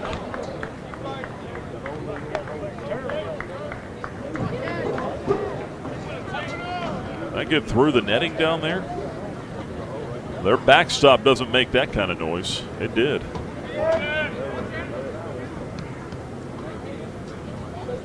And to seal that off down there. Here's a 3-2 pitch again to Marsh. Outside, ball 4. Good at bat. He takes the slider out of the zone. And Marsh will go to first base. First time he's been on this weekend. Flames have done it with the long ball today. 4 homers, including a grand slam in this game. They lead it 10-2, but we know this Liberty offense, if they're going to get where they ultimately want to go, they need Tanner Marsh on base and creating chaos out there. Here's Riley DiCandido now. And the pitch on the way. Pulled foul on the ground past first. 0-1.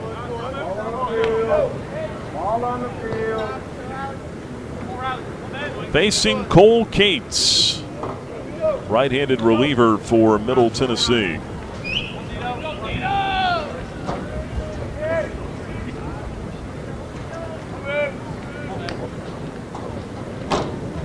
The 0-1, bowling inside, 1 ball and 1 strike.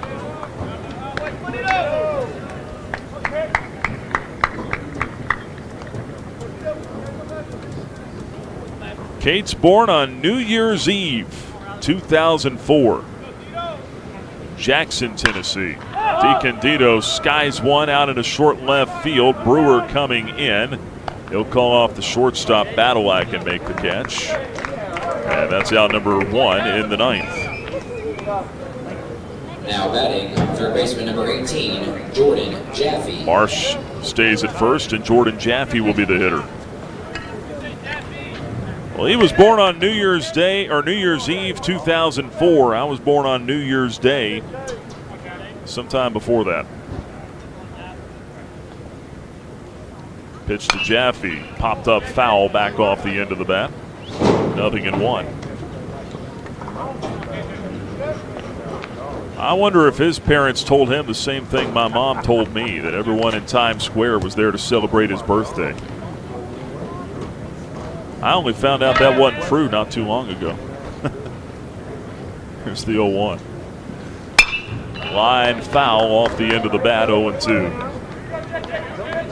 She always said it tongue-in-cheek, but it was funny. Exercise science major for the Blue Raiders.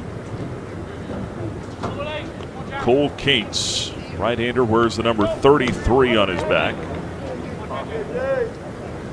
Runner at first, 1 out in the 9th. Flames lead at 10-2.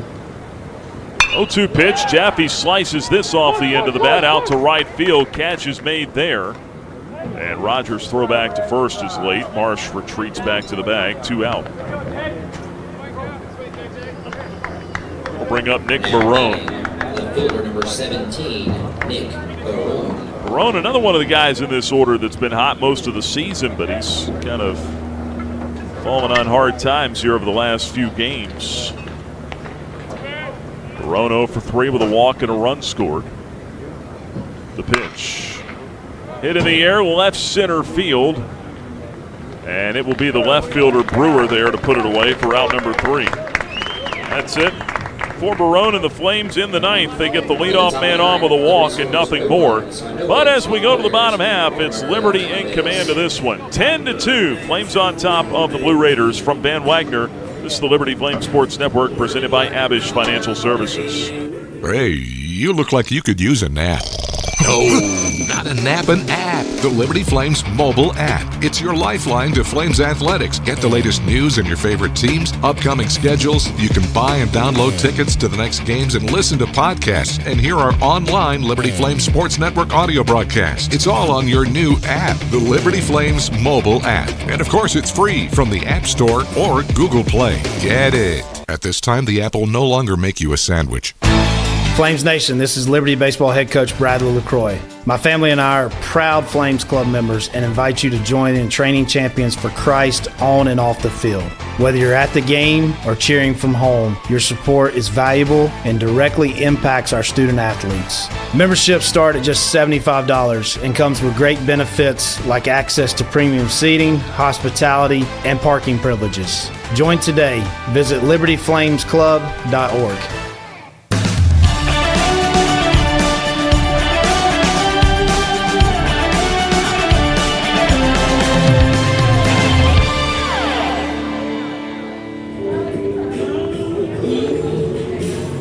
Liberty 10, Middle Tennessee 2, headed to the bottom half of the ninth inning in Murfreesboro this afternoon.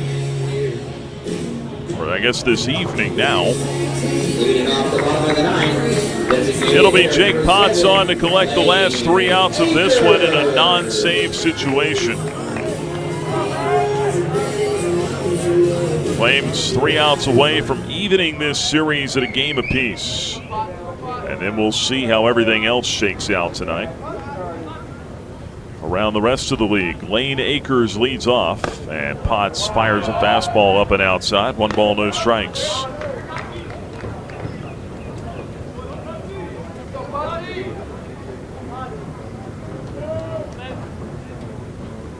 Potts with a 1-0. Missed outside, fastball at 92. 2 balls and no strikes to count. Big thanks to all of you for joining us today, whether it's on the Liberty Flames mobile app as Tucker Moore goes out to talk with Potts. Liberty Flames mobile app, libertyflames.com. Also on our Facebook live stream. On the Liberty Flames baseball Facebook page or our Liberty Flames Athletics YouTube channel with our In the Booth cam. Appreciate you stopping by on this Friday afternoon and now evening. At least evening in Lynchburg back home. Still afternoon here in Tennessee. Pitch swung on, foul back by Akers. 2-1 the count.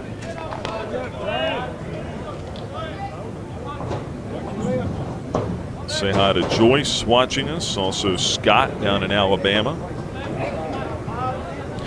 Jamie Hall's at Bull's Steakhouse in Lynchburg tonight. That sounds good right about now. 2-1 pitch downstairs, 3-1 count. Bill, here in Winchester, Tennessee, or here in the same state anyway. Sandra in Ohio. Philip in Maryland. There's a fly ball, right center field, well hit. Campos on the run. He will flag it down in the gap. He covered some ground to go get that one off Akers' bat. Fly out to right center for out number 1 in the ninth inning. And that'll bring up Brett Rogers.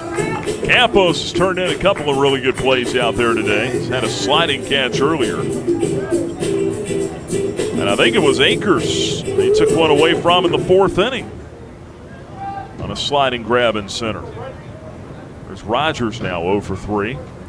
And we've got Bradley LaCroix and Dan Prusser coming out. That's never good. They are walking towards the mound. Jake Potts standing there, bumping his throwing hand against his right leg. Dan Prusser, the first man to talk to him. The trainer puts an arm on his right shoulder. I didn't notice anything out of the ordinary with Potts. I know he was over by third base after that catch was made.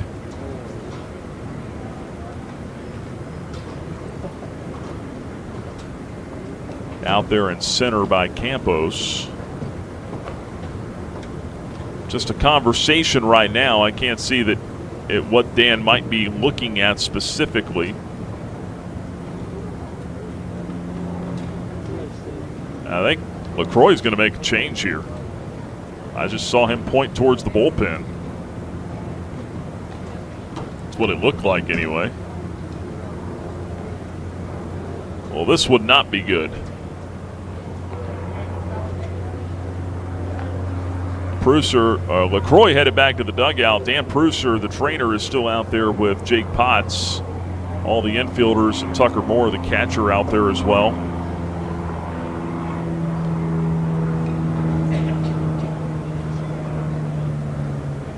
And now LaCroix coming back out.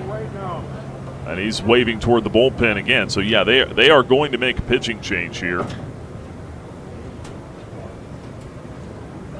And it's hard to tell for sure what the issue is with Potts. He's not visibly like writhing in pain or anything like that. It's like maybe something with his arm. Flames will bring in a left-hander. And boy, this is the last thing in the world you wanted to see ever, but you know, especially in a game like this where the vibes are good, everyone's feeling great, and then big lead in the ninth, and now Potts has to exit. So a apparent injury of some sort to Jake Potts, maybe just a precautionary thing. That's what we'll hope for. And Caleb Smith, the left-hander, will come on out of the bullpen now with one out in the ninth inning. Freshman takes over. Pitching change brought to you by Haley's Appliance. Potts goes an inning and a third here today. Retired all four men he faced.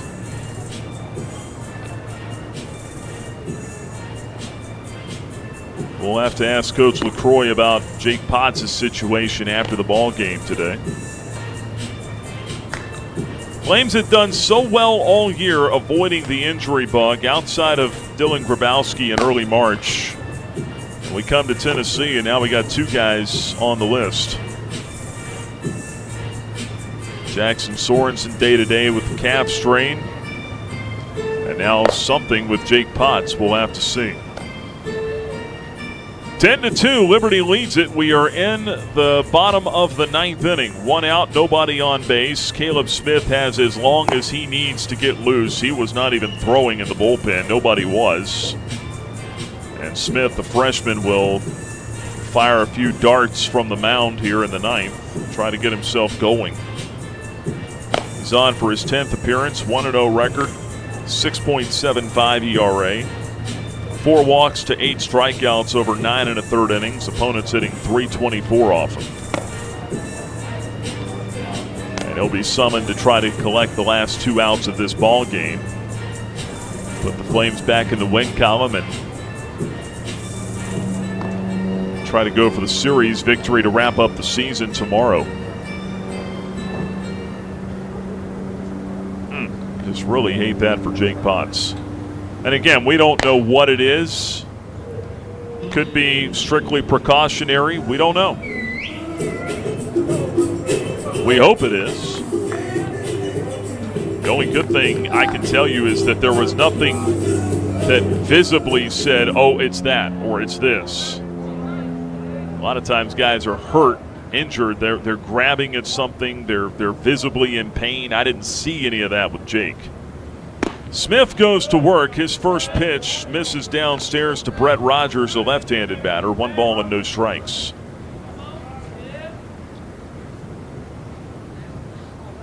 Rogers is 0 for 3. The pitch just missed with a breaking ball. A little high, I guess. 2 balls and no strikes.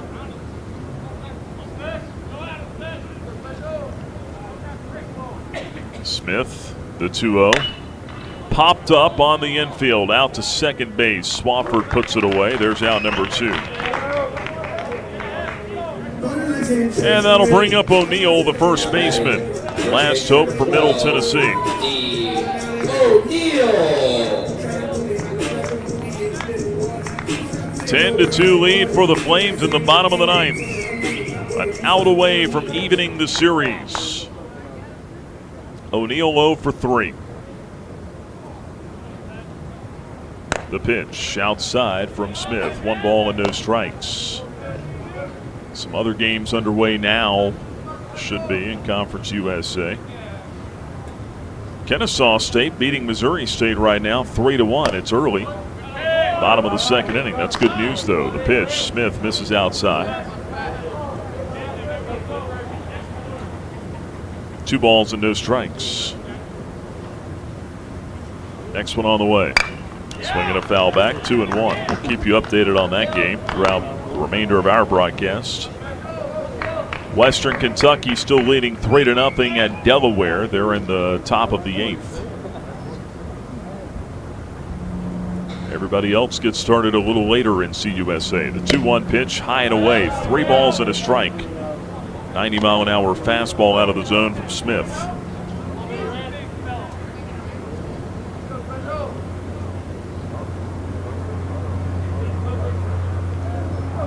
Three balls and a strike, and the pitch from Caleb. Pop foul back. He's the pitch closer. 3 balls and 2 strikes now on O'Neill. Flames are a strike away from putting this one away. 3-2, 2 out in the ninth. 10-2 lead. Base is empty. Payoff pitch. Swing and a miss. Strike 3. He got him. Strikeout will do it for the Blue Raiders, and the Flames win it in Murfreesboro to even the series. Final score, Liberty 10, Middle Tennessee 2. We're back with the Coca-Cola 10th inning show in a moment. Thousands of our teammates make and deliver 300 of the world's best brands and flavors, locally. From the heartland to the coast, in big cities and small towns. Our products are moving, and our trucks are rolling. We share a passion and a purpose, and we love to refresh and serve our communities. We are Coca-Cola Consolidated, your local bottler. Move those coffee chains, Flames fans, and go local. Central Virginia's own Ironclad Coffee Roasters and Baking Company is the premier coffee partner of Liberty Athletics. Pay them a visit at one of their cafes in the Richmond area or at the Richmond International Airport. They'll also ship their specialty grade coffee straight to your door. Visit ironcladcoffee.com, that's www.ironcladcoffee.com, to check out the coffee Flames fans are talking about. What's important isn't that Freedom First has been in business since 1956. What's important is how we've been doing business since 1956. Since day one, we have been accountable to our members, not stockholders. We make loans that cost less, offer savings plans that pay more, and give back to our community, and that hasn't changed. What has changed is our ability to serve you with more locations and more technology to simplify your financial life. Freedom First. It's a place where anyone in our region can bank for good. Score big at Haley's Appliance and Haley's Outdoor in Lynchburg with major brands of appliances that will make your house feel like a home and outdoor equipment to have your yard looking its best. Haley's puts customer service first. They deliver and service all of the products they sell and will take care of the process from start to finish. Log on to Haley's.com today for product availability. Haley's Appliance and Haley's Outdoor in Lynchburg is a proud sponsor for Liberty Flames Athletics.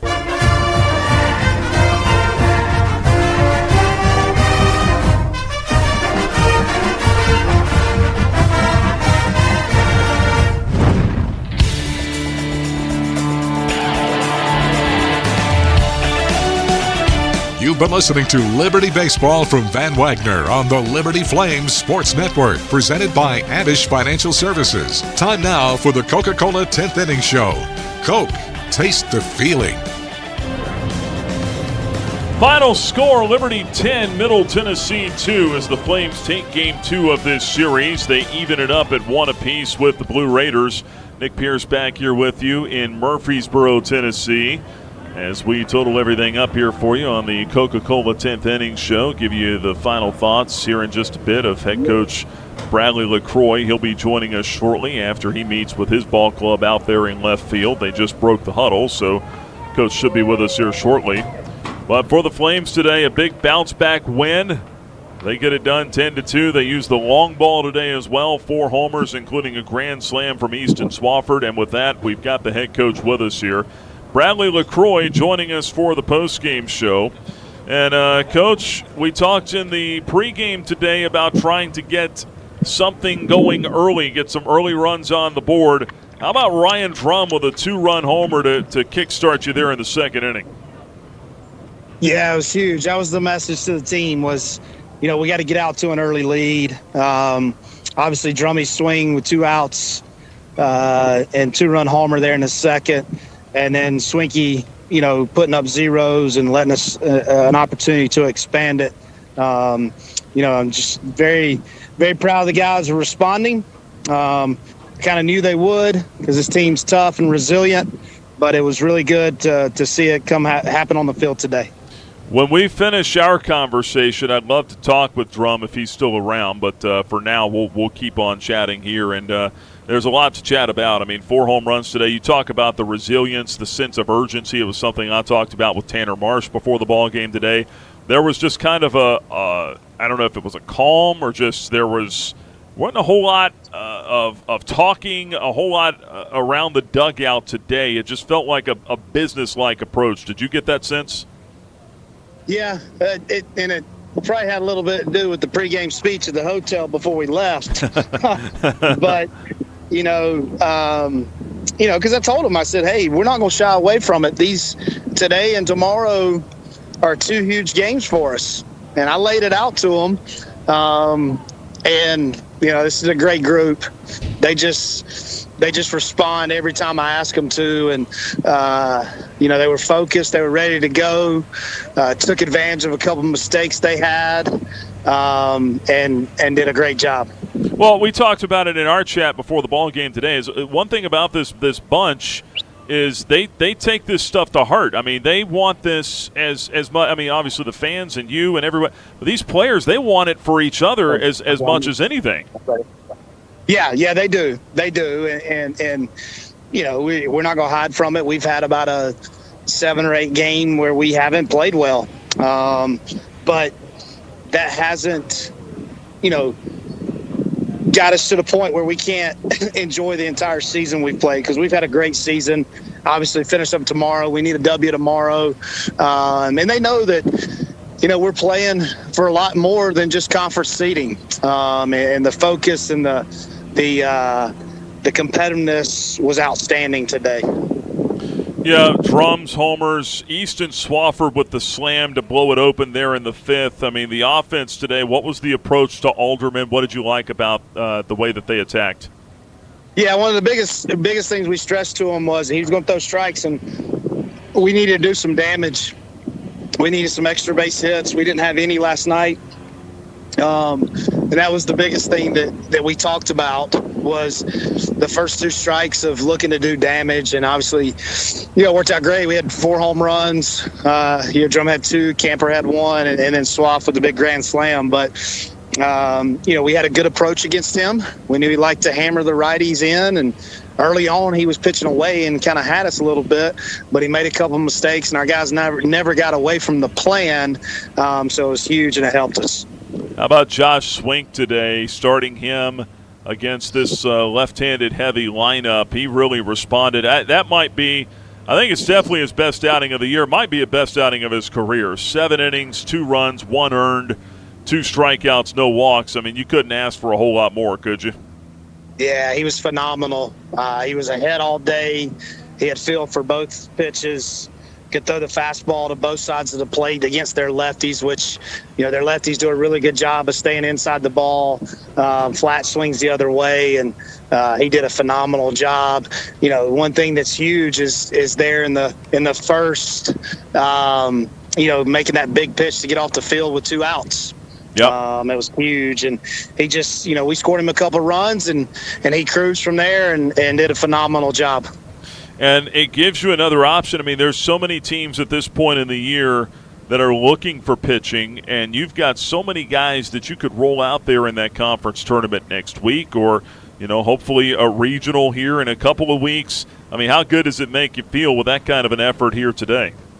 Yeah, it feels great. I mean, I think a lot of times when you get into the conference tournament and you get into regionals, like the teams that win have pitching depth, and that's one thing that we have. And Swinky's been pitching really good for us, whatever role we put him in, and we just felt like it was time to make a switch, and obviously he answered the bell for us. Well, this one feels good. I know it'll feel even better if you can get the series win tomorrow. You got Bradley Zayak going for you. We saw, and they're not the same guy, but some of the same arsenal with Decker Petty last night, the sinker slider. We know that's kind of what Zayak goes to, but plus he's got to change up against these lefties. How well do you think he matches up with them? Yeah, I think he can if he can get the ball sinking. I think we learned that from ADP with the sinker getting below their barrels. And if he's got the changeup to feed off of that, I think he's a good matchup for these left-handed hitters. Well, we're looking forward to it tomorrow, Coach. Appreciate your time. Congrats on a much-needed win, and go kick your feet up at the hotel for a few hours.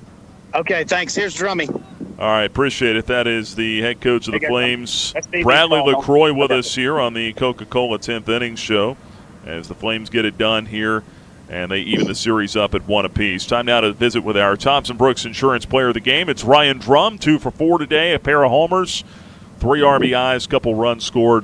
Drum, big day for you, and it goes back to the first at bat. I mean, you're in the lineup today. You're facing the lefty. What was your preparation like coming into today? Yeah, I was really just trying to get a fastball that I could do damage out front with, and that at bat got myself in a good count, and I didn't miss it. And then got another at bat off him, and had a feeling he wasn't going to throw me a fastball at the start of the at bat, and I was able to spin on a couple breakers and get another heater, which again was the whole approach off of him today. Yeah, and you guys really stuck to it, did a phenomenal job getting the early lead today. How much did that help? Just watching the dugout, I was down there pregame, and then watching you guys kind of loosen up there with the lead. I mean, just hitting that home run, I mean, how much did that kind of loosen everybody up and just have you guys playing free?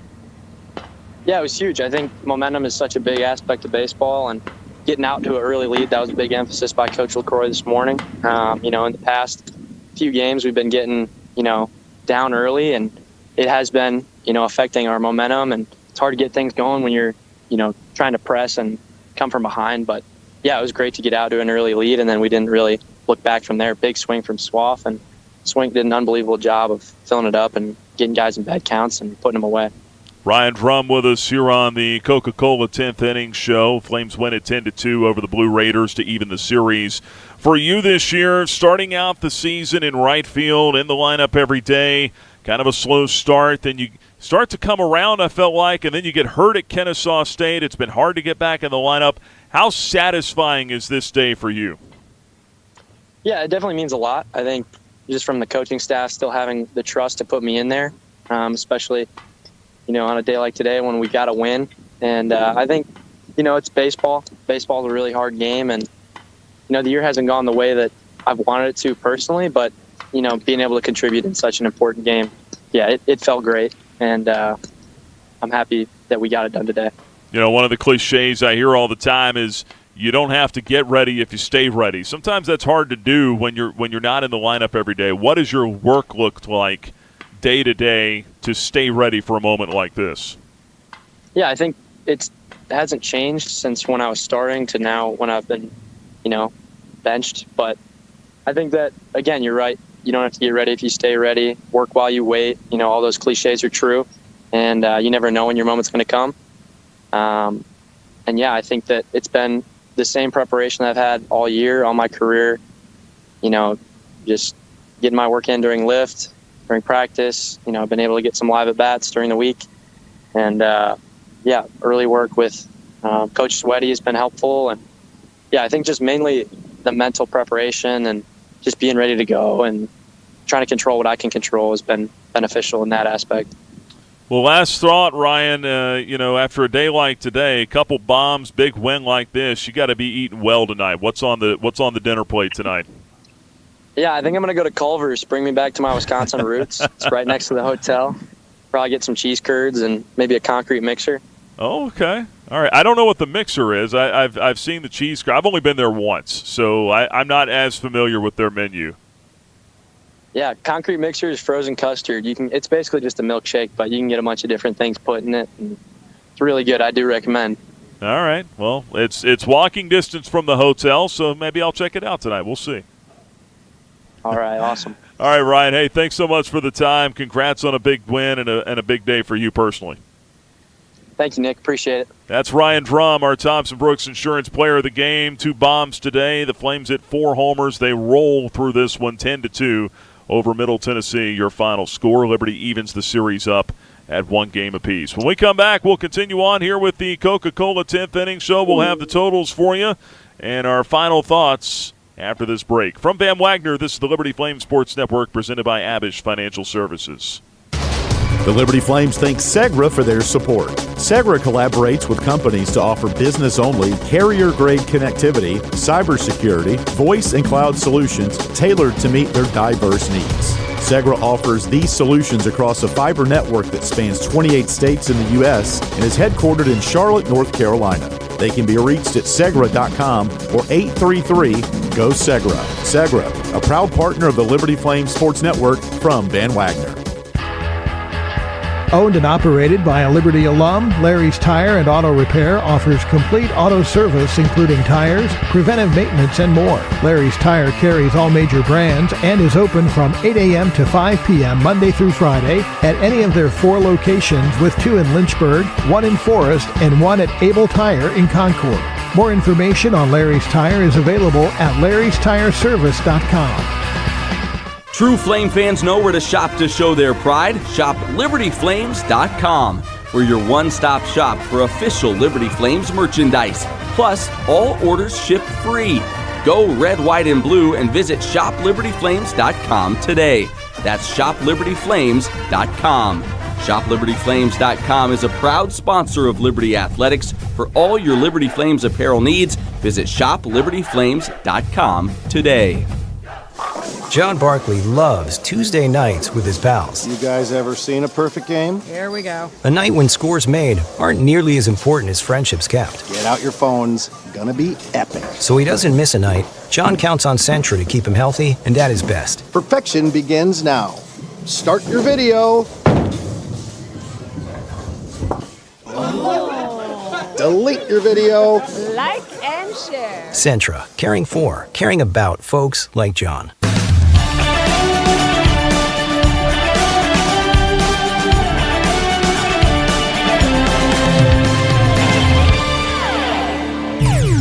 You've been listening to Flames Baseball. Now we're taking you home with the Coca-Cola 10th Inning Show from Van Wagner on the Liberty Flames Sports Network, presented by Abish Financial Services. Liberty over Middle Tennessee by the final score of 10-2 tonight in Murfreesboro. Nick Pierce back here with you on the Coca-Cola 10th Inning Show as the Flames even things up at 1 game apiece. Time to total it all up now with the final stats presented by Larry's Tire and Auto Repair. For the Flames, 10 runs, 7 hits, 1 error, 3 left on. For the Blue Raiders, 2 runs, 7 hits, 1 error. They stranded 5. Josh Swink is your winning pitcher. He goes to 3-2. The loss goes to Chandler Alderman. He falls to 2-4. And the Flames were able to score early and often in this one. It started in the top of the second inning in a scoreless game against Alderman. With 1 out, Easton Swafford reached on a base hit.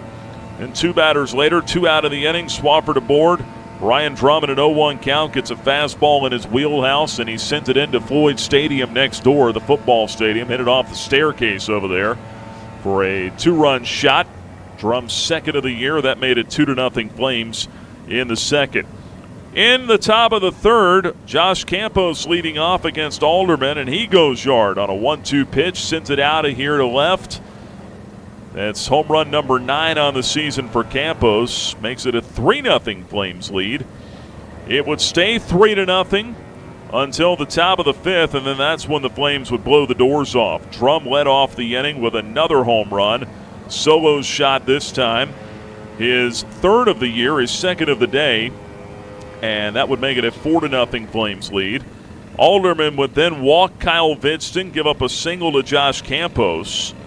2 batters later with 1 out and 2 on, Riley DiCandido would reach on a booted ball at short by Badylak. That would enable Kyle Vidston to score, give the Flames then a 5-0 lead, followed by a pitching change from Middle Tennessee. Chandler Alderman today just 4 1/3 innings, gives up 7 runs, 6 earned as it turns out on 5 hits. And a very similar line to Alderman this year against the Flames to last year. Alderman last year, 4 1/3 innings, same total today. 5 hits last year, same total today. Gave up 6 runs last year. He gives up 7 today. And 2 walks last year, 1 today. And gave up 4 home runs last year, 3 today. So Alderman out of the ball game after 4 1/3. They go to Landon Birch, the reliever. He gave up an RBI single to Jordan Jaffe. That made it a 6-0 lead at that point for the Flames. A walk to Barone would load the bases, and then that brought Easton Swafford up. He got himself in an advantage count, 2-0 pitch, and then drove it out of here to right field for a grand slam. Second homer of the year for Easton Swafford, his first grand slam. That made it a 10-0 lead in favor of the Flames. Josh Swink just kind of went about his business on the mound while all that was happening. Swink did give up a run in the bottom of the 5th inning on a 2-out RBI single by Owen Nowak. Give up a solo home run to Cooper Clapp in the 6th. Clapp's second home run of the series. That'd make it 10-2, but that was it. Swink was outstanding today. 7 innings of 2-run ball, 1 earned, 7 hits scattered, no walks, and 2 strikeouts for Swink. Jake Potts in relief, goes an inning and a third scoreless. Had to leave the game with an apparent injury in the 9th. We'll get an update on him a little bit later on. But Potts taken out of the ball game. Caleb Smith came on to finish it out, 2/3 of an inning scoreless with 1 strikeout. So Flames all around, they get it done today in a ball game that took just 2 hours and 40 minutes. 904 paid to see it here at Reese Smith Jr. Field. Our totals are presented by Larry's Tire and Auto Repair. Game number 55 of the 2026 season in the books for the Flames. They go to 37-18 overall, 20-9 in Conference USA, and now an 18-6 road record for the Flames.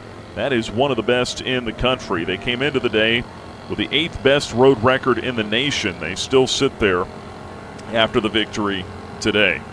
Middle Tennessee with a loss, fails to get to 500. The Blue Raiders fall to 26-28, 12-17 in Conference USA, and now 22-10 in their home ballpark. So the updated standings now, the Flames are 20-9 in Conference USA. They are in second place with a half-game lead now over Missouri State, pending the outcome of the Bears and Owls game tonight at Kennesaw State. That game, at last check, Kennesaw State had the lead. It is still a 3-1 lead for Kennesaw State right now. That game in the top half of the 4th inning, or actually now in the bottom half of the 4th inning. Kennesaw State up 3-1 over Missouri State. You are pulling for Kennesaw State tonight. If the Owls win that game, that would push the Bears 1 game back of the Flames for second. And then that would mean going into tomorrow, the Flames would have a chance to clinch the 2 seed in the conference tournament next week. Right now, situation, you've got Liberty at 20-9, then Missouri State at 19-9, Louisiana Tech and Dallas Baptist both 18-10. They are tied for 4th. If Louisiana Tech and Dallas Baptist both lose tonight, then Liberty could finish no worse than 3rd in the conference standings, because Louisiana Tech and Dallas Baptist would both have 11 losses. There was a scenario coming into today where you could have a 4-way tie for second place. I don't know that that's the case anymore. Louisiana, well, I guess it could be if Liberty were to lose tomorrow and both Louisiana Tech and Dallas Baptist win tonight. So that the verdict is still out there. But if Louisiana Tech loses tonight to Sam Houston, and they are just underway scoreless in the top of the first, and if Dallas Baptist loses to Jacksonville State, they get underway at 7:35, then Liberty would finish no worse than third in the standings, which is what the Flames were aiming for, a top 3 finish going into Kennesaw State. What will be interesting is how Steve Beazer for Jacksonville State coaches the game tonight at Dallas Baptist, knowing that they have the number 1 seed in the tournament locked up. However, they're playing for more than the conference tournament. As Coach LaCroix pointed out, the Flames are as well. Jacksonville State with a lofty RPI, they're trying to get a national seed in an NCAA regional somewhere, because you're obviously trying to be a 2 seed instead of a 3 seed. So Jacksonville State with a lot to play for. You don't want to lose games that you have a chance to win, especially on the road. You need to win as many games as you possibly can, even with that 1 seed already locked in.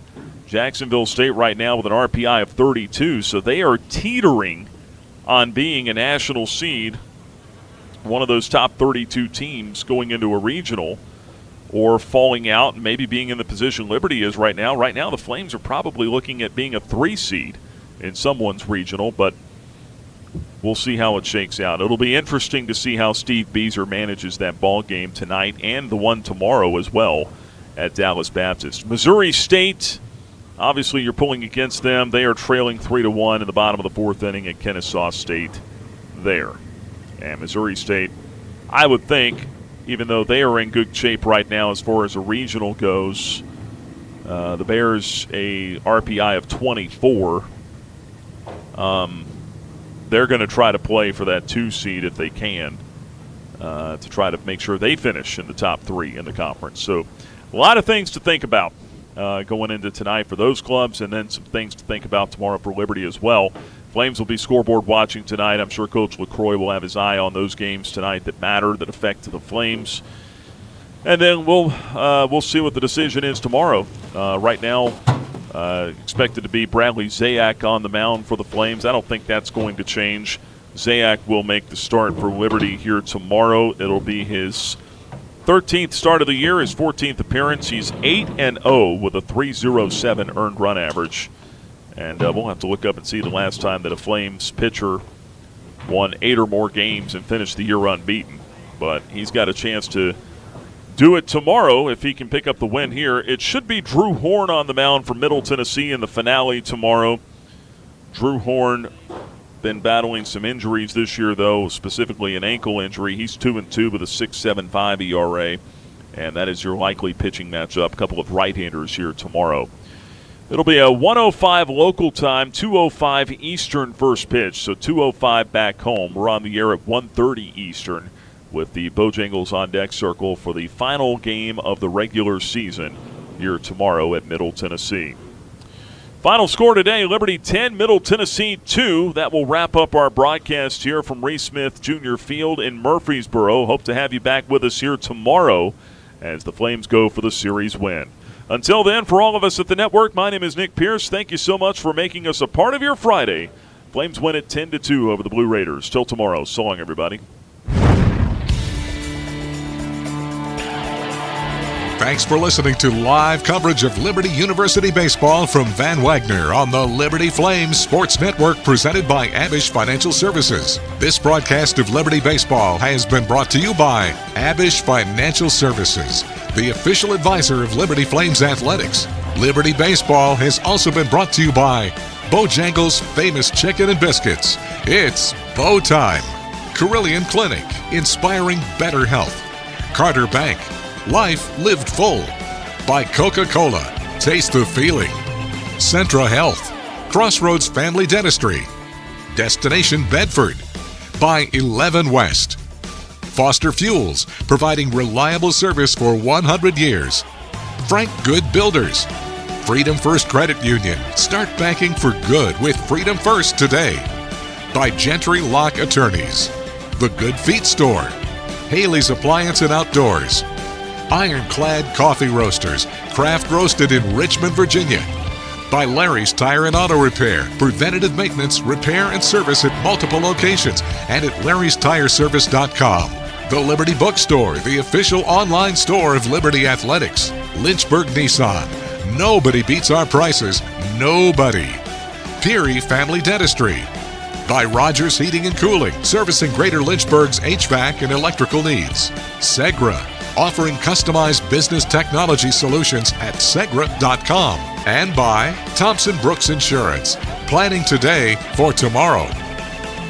The General Manager of Van Wagner Sports and Entertainment is Justin Metzger. Network Director Alan York. Coordinating producers Nick Pierce, Kyle Sykes, and Victoria Carter. I'm staff announcer Jeff Lawrence with a special thanks to Liberty University Athletics Director Ian McCaw, Senior Associate Athletics Director Robert Goodman, and Senior Associate Strategic Communications Director Ryan Baumberger. Liberty Flames Baseball is an exclusive presentation from Van Wagner on the Liberty Flames Sports Network, presented by Abish Financial Services.